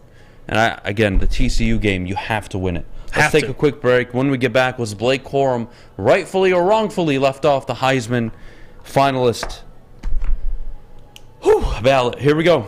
We'll have the conversation coming up in a little bit, but before we go, Jeff, our good friends over at Swiss Insurance. Well, guys, with the holiday season here, Swiss Insurance wants to remind you to insure those gifts of jewelry or collectibles, because in the last 2 weeks, Swiss Insurance has saved its clients on an average of 26% with their insurance premiums while increasing coverage.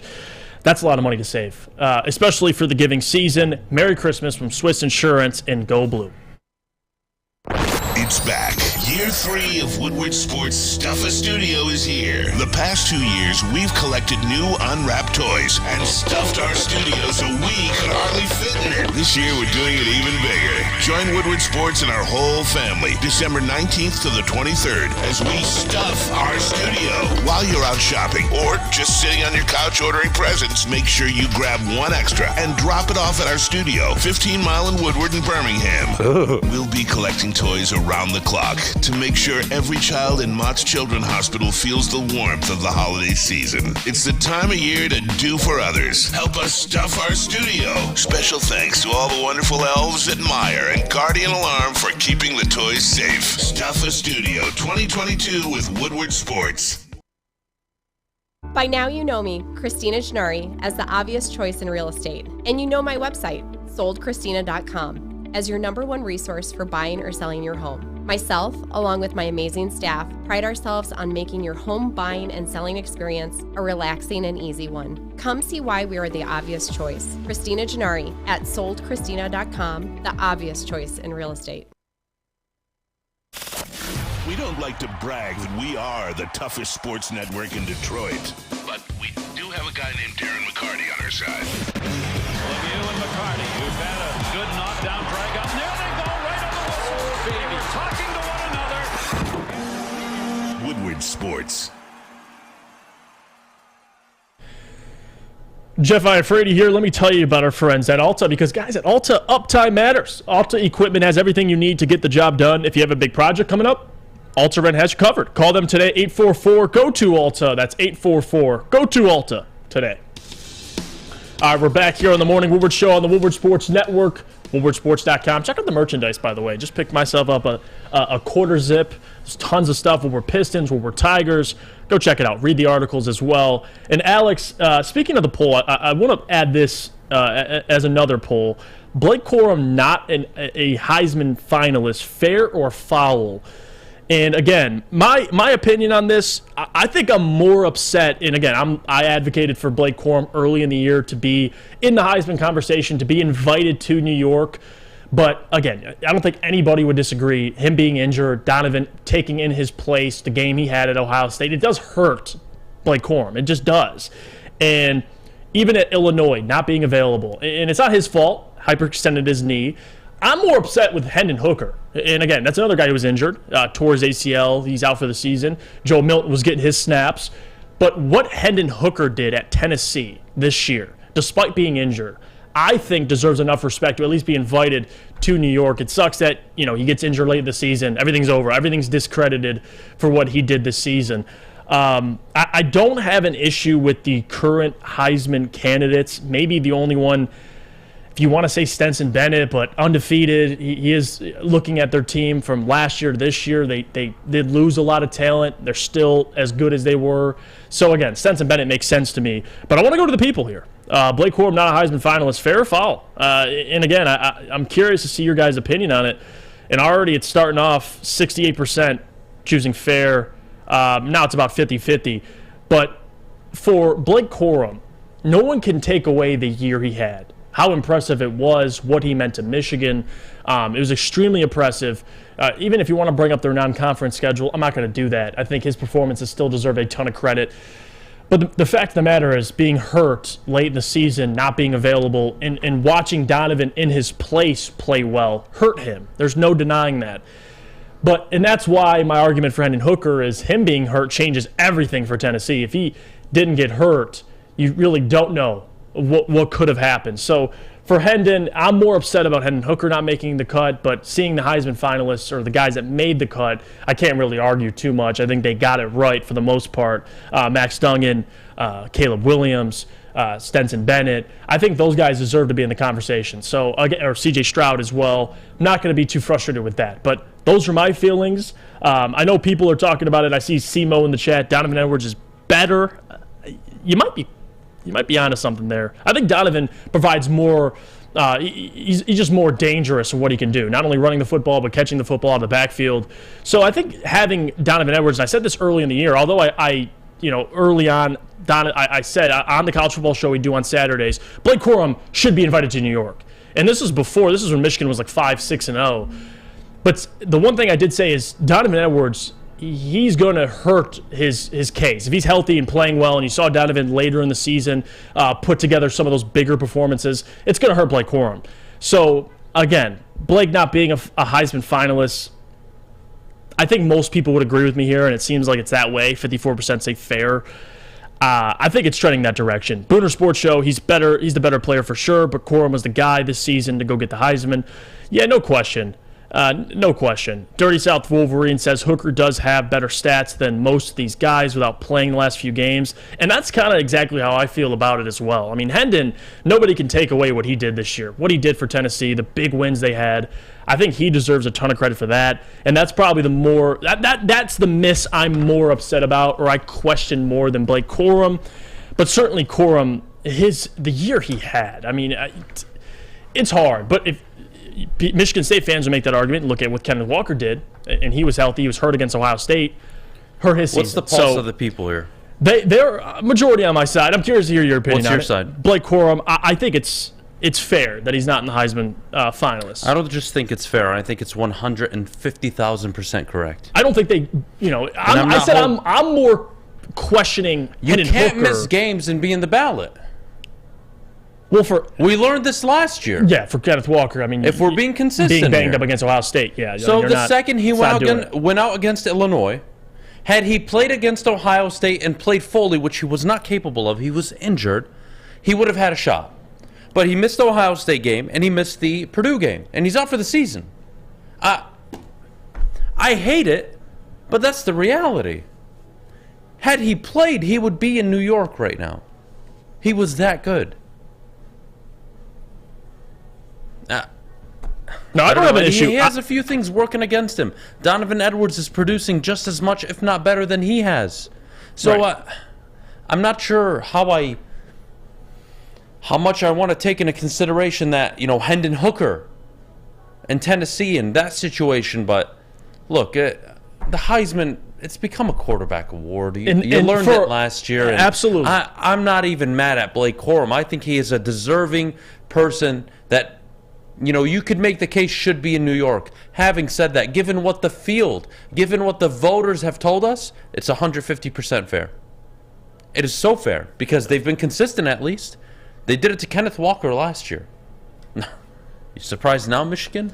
And that's also the point I was going to bring up too, is with it being such a quarterback-driven award, I mean, for a running back to win it, not only would you have to be healthy the entire season, you have to really perform.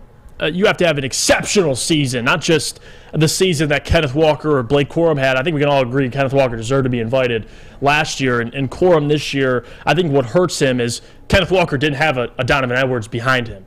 He didn't. It was Kenneth Walker. That was it. And I think this year with Michigan and their offensive line, what they've been able to do, it doesn't discredit anything Blake Corum did.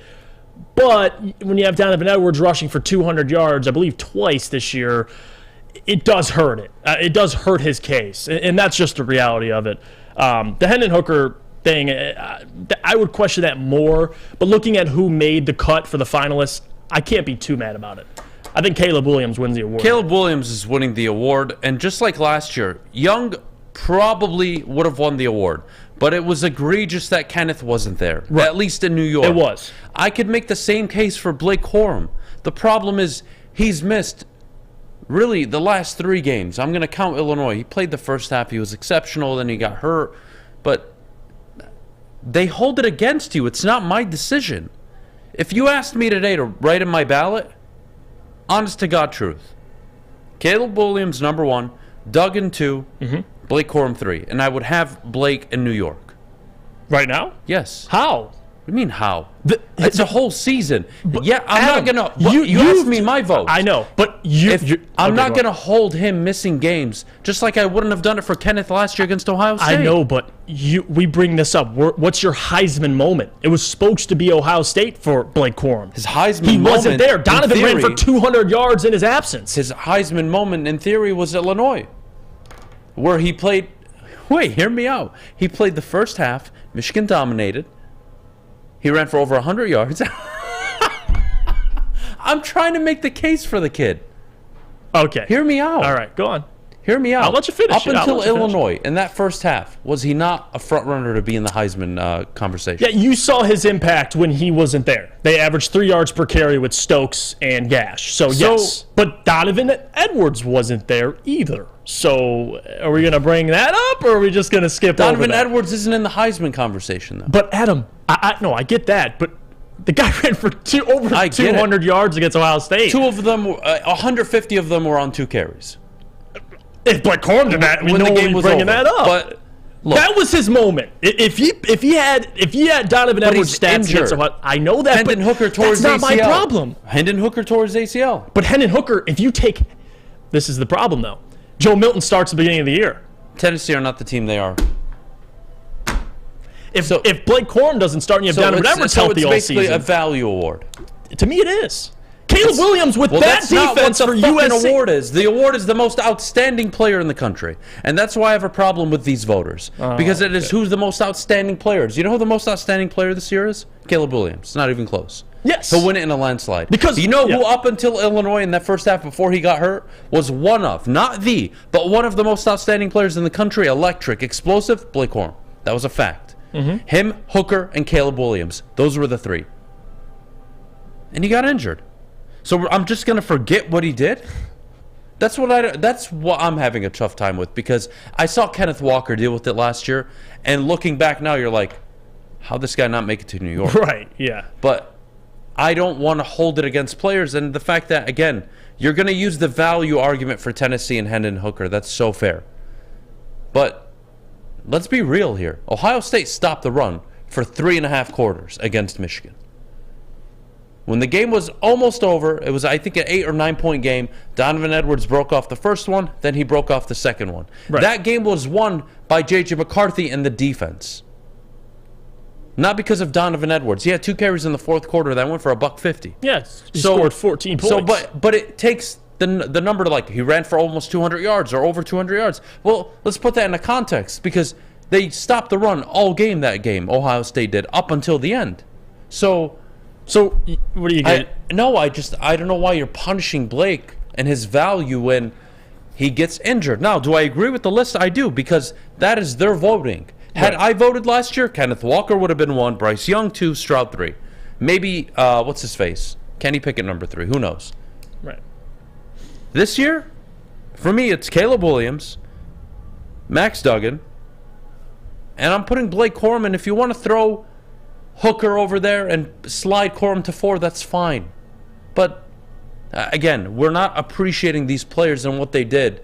And we're allowing an injury against Ohio State where Kenneth Walker sat out, a bad game against Purdue, and also this year sitting out against Illinois for the second half, getting 1 carry against Ohio State and not being able to go after, and then missing the rest of the season.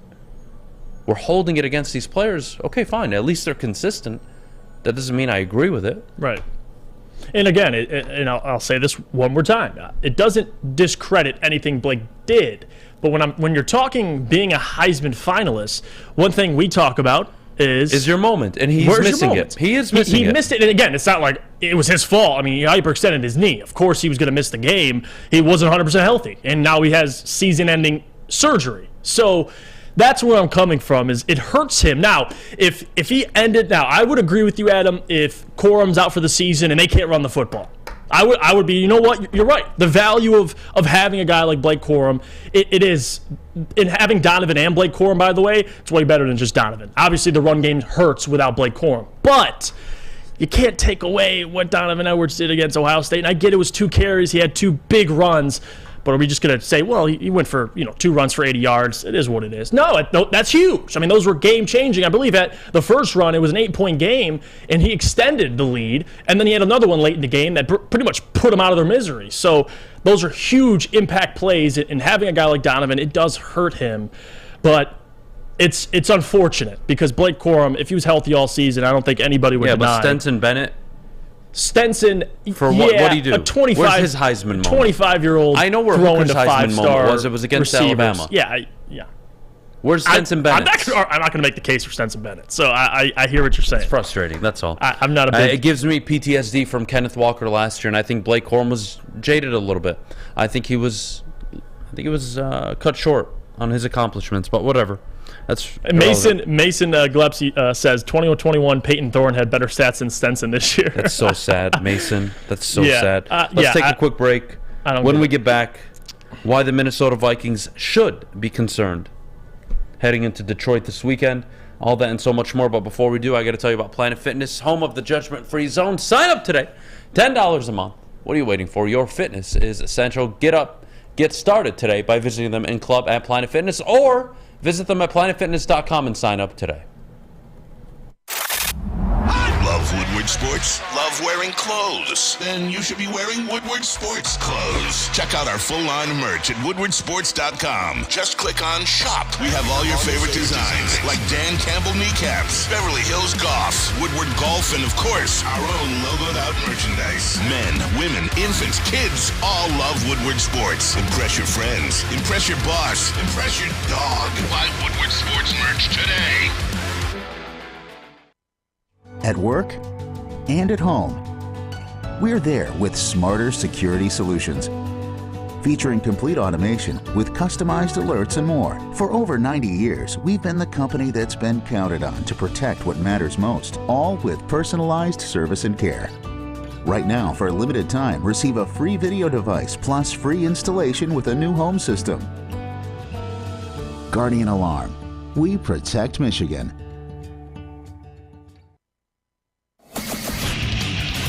Get a shot up. This is for the win. All of Detroit's sports teams live on Woodward. All of Detroit's sports coverage lives on Woodward Sports. Driving the best in Detroit sports coverage. All right, guys. Downtown Detroit is decked out this holiday season with the return of the Cadillac Lodge and the Monroe Street Midway. The Midway has giant slide, winter bumper cars, and an indoor arcade. Plus, you can grab drinks at the Lodge before or after games. Shop, eat, and play downtown all winter long with our great friends over at Bedrock Detroit. All right. Vikings, Lions. It's a bit early in the week, but the line, the betting line is what intrigues me this week. The Lions opened up as 2.5, or no, excuse me, 1.5. Yeah, it was 1.5. Yep. 1.5 point dogs, and they quickly moved to 1.5 point favorites. And this is interesting to say the least. The Vikings are now 1.5 point dogs. You can get them at even money. You bet $100, you win $100. That's the bet on the Vikings this weekend. The Lions 1.5 point favorites. The over/under is set at 53.5. And Vegas is telling you, hey, Minnesota, you should be very, very careful and very concerned about your trip to Detroit, because we understand full well that you're 10-2, and rightfully so. You've won your games, you've earned that right, and the Lions are 5-7. But we are not just looking at the records here. We are looking at a Lions team that for 5 games in a row have looked like one of the 7, 8, 9, 10 best teams in football. In terms of yards allowed, in terms of yards forced, in terms of points per game, points allowed per game. This is a team that is up there over the last 5 games. This is a very hot team. It's a dangerous team at the moment. And what Vegas is telling you, Minnesota, and everybody out there is that the Lions are going to win this game. And I think it also says a lot about the Vikings, because they're 10-2 and they've only had one decisive win. They beat Green Bay week 1 23-7.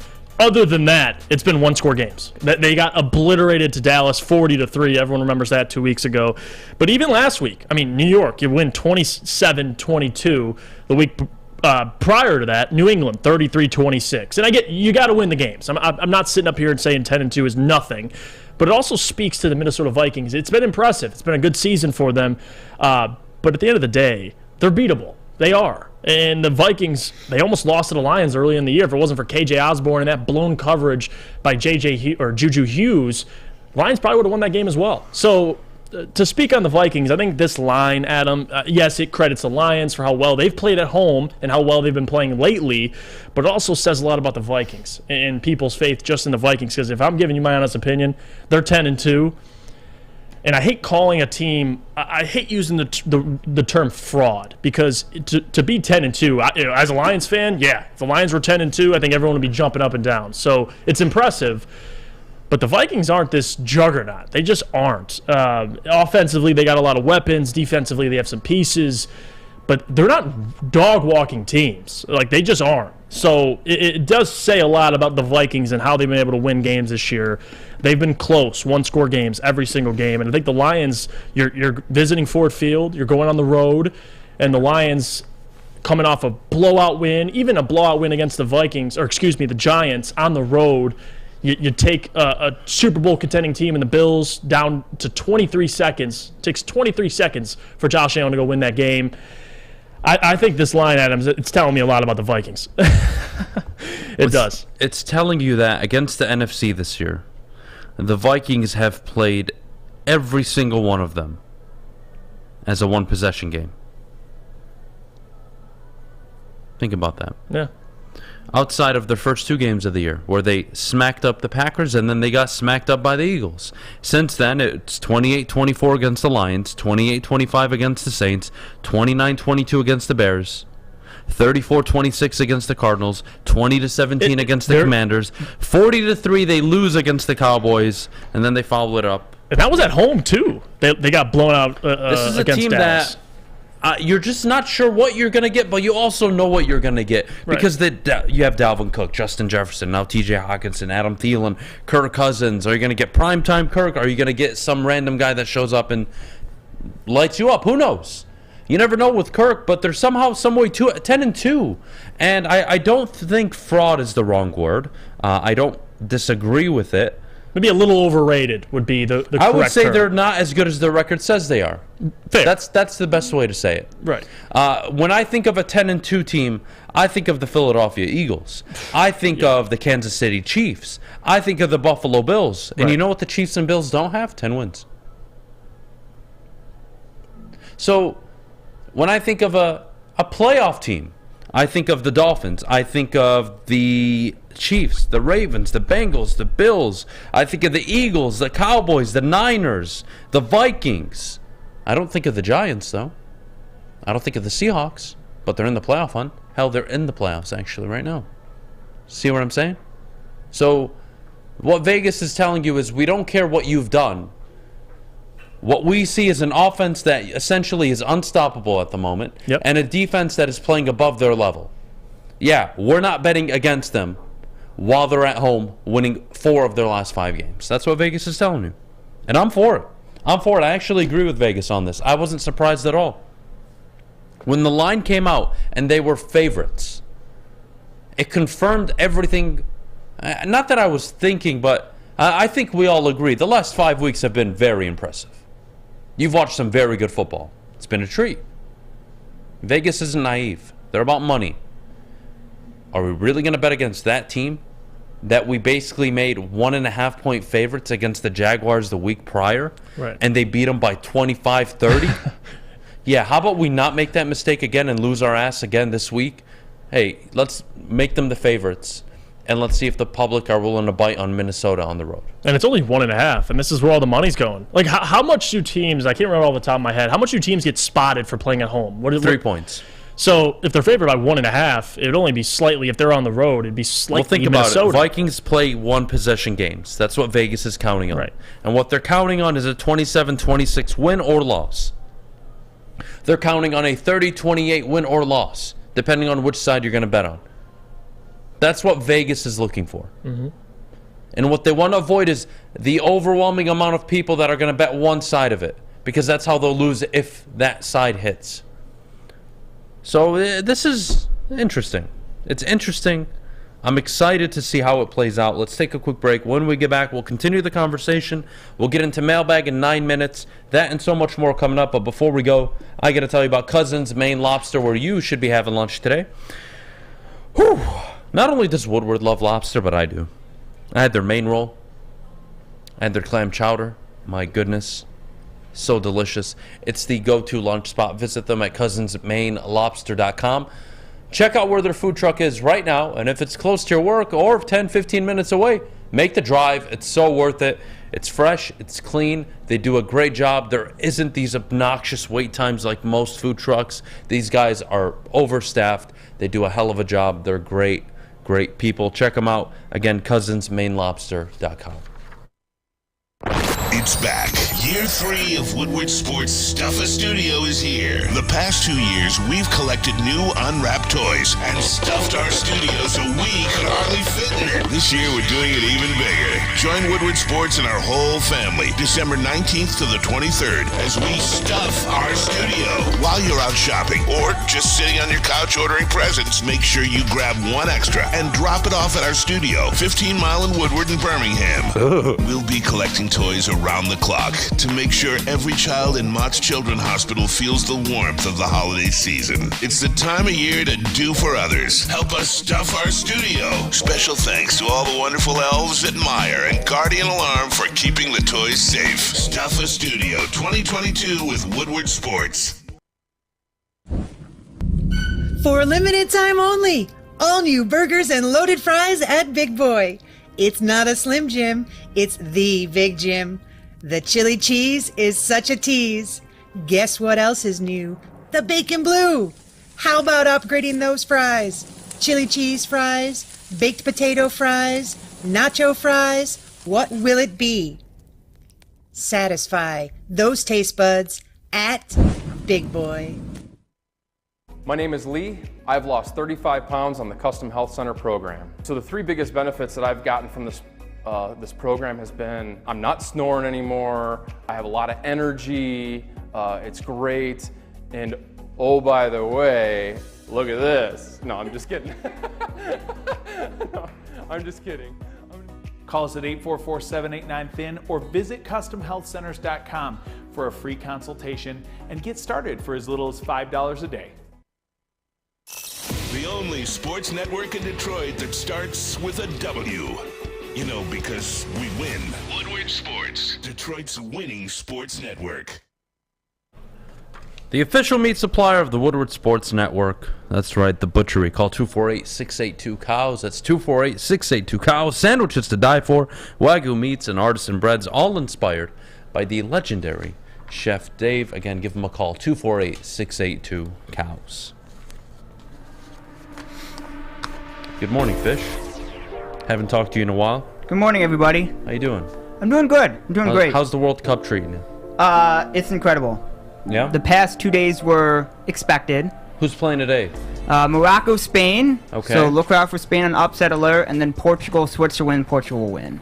Okay, and who plays tomorrow? Nobody. That's it. So Quarterfinals that's on the Friday. remainder of the round of 16. Mm-hmm. Okay, Quarterfinals and who on are Friday. your favorites to get to the final? Probably France, Brazil, Argentina looks really good. England looks decent. I don't So know all if they the can teams. handle. Well, no. I mean, I just don't think England can handle France. I would agree with that. I That's just don't like the on English. Saturday. I don't like England Why? at all. They're scumbags. Oh, well, but you hate France more. I do too. That's why I'm rooting for Brazil and Okay. Argentina. Yeah. We're By gonna the go way, for South America. we have a few notes. Ronaldo is playing his club soccer at Saudi Arabia. Who? Ronaldo? No, he's Cristiano not. Ronaldo. What do you mean, no, he's not? You didn't see the reports yesterday? Reports are confirmed.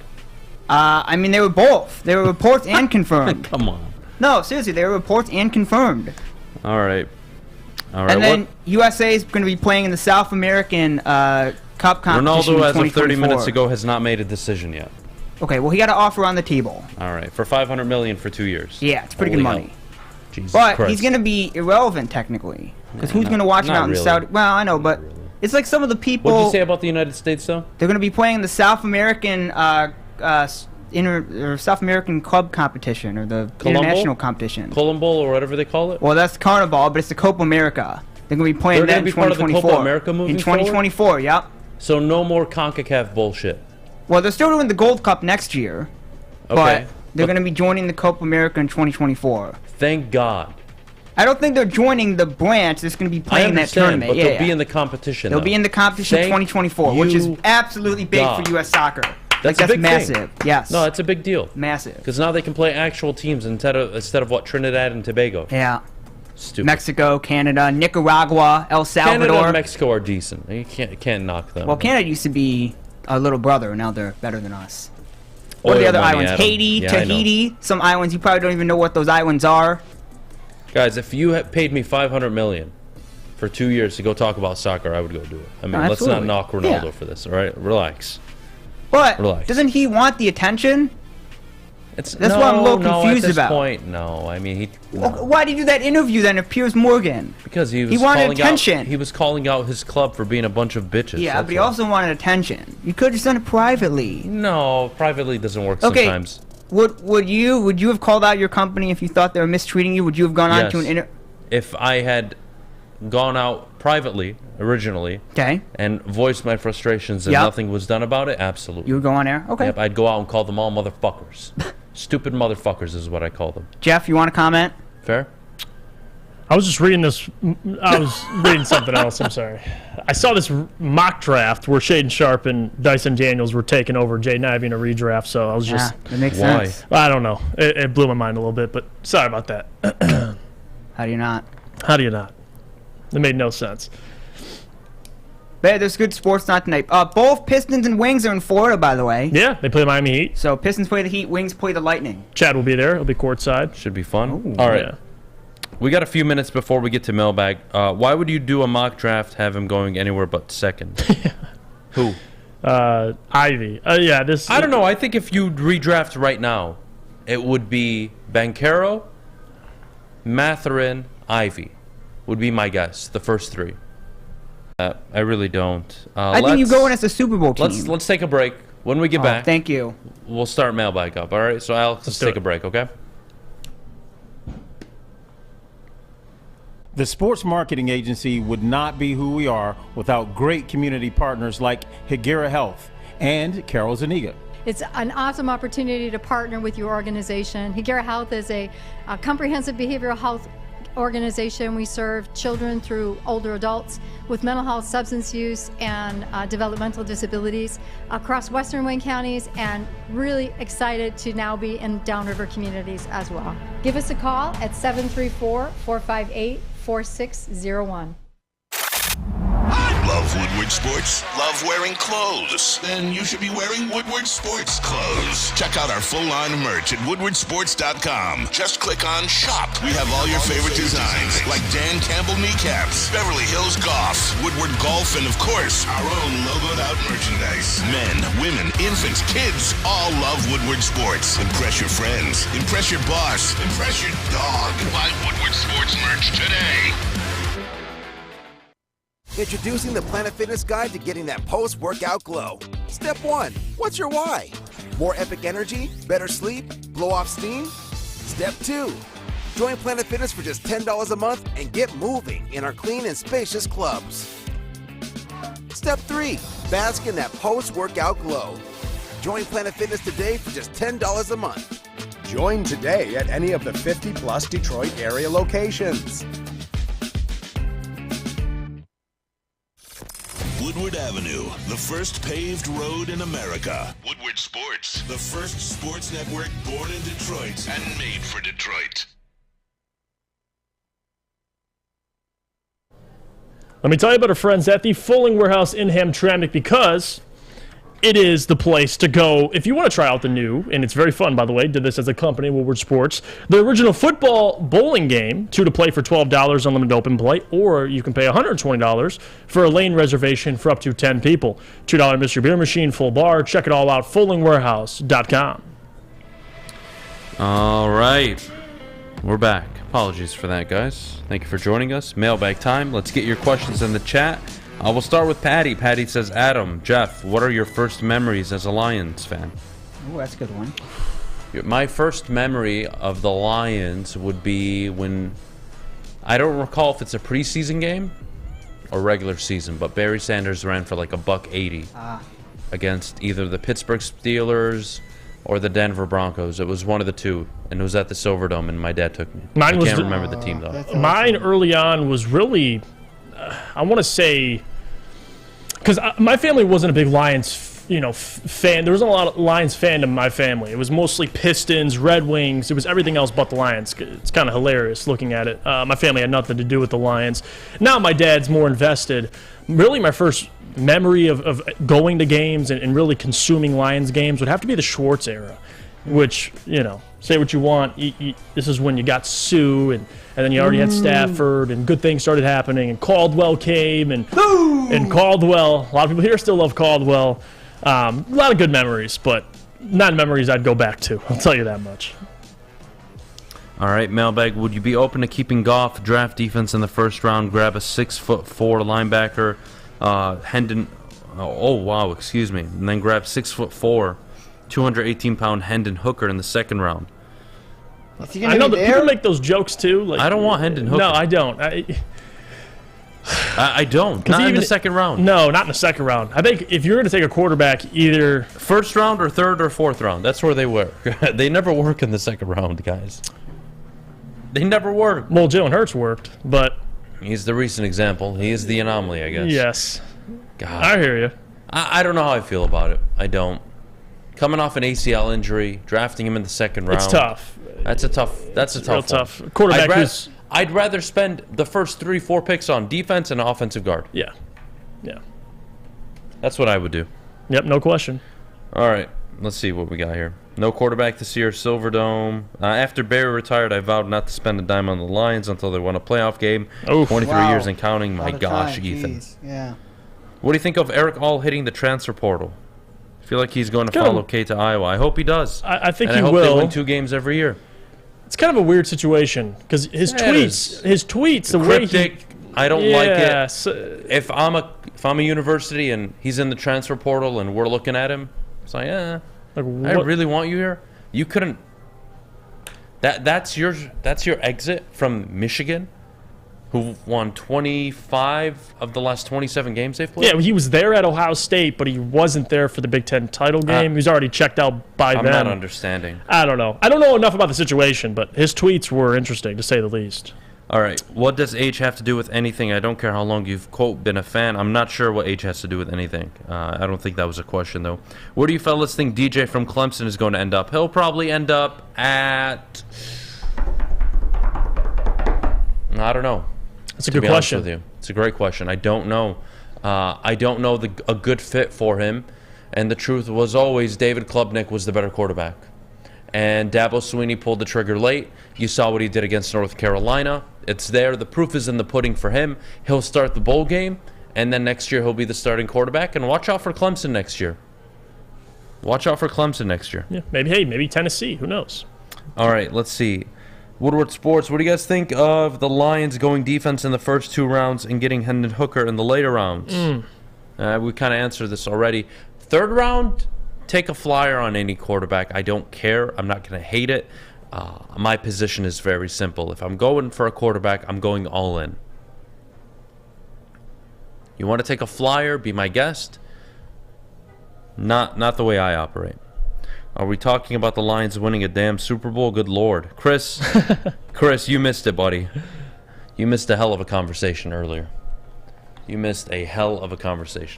That was a good call. It was a great call from Alan. Adam, is it time for an image change for the Lions? No, please God, no. I am not a fan of changing the logo anymore. I don't think you can come up with a more slick, slim version of that lion. I would like to see concepts before approval. I don't want to go back to the fat lion. I like the modern, slim version of him. I thought a few years ago you were saying we do the Lions logo. Jerseys, not the logos. Oh, okay. The jerseys. Yep, the jersey concepts I'm for. Did you like the all blues on Sunday? They were nice. Okay. Yeah, they were nice. Adam, I thought Lions fans hate drafting injured players. Why are people so infatuated with Hooker? I don't know, Shad. I really don't. I wish I did know, but I don't. We keep saying win the division first. Besides the weird Vikings record this year, we could have. I think you could have contended for the division this year. I don't think you could have won. Yeah, I don't know about winning it, but certainly looking at... But next year, we're going to be having the conversation. Yeah. Year 3, here we go. Go contend for the division.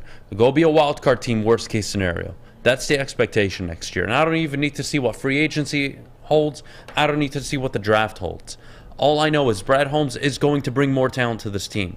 And it is on this coaching staff to execute it the way they have over the last 5 games for an entire season. And if they can do that, they're going to be very happy and very successful.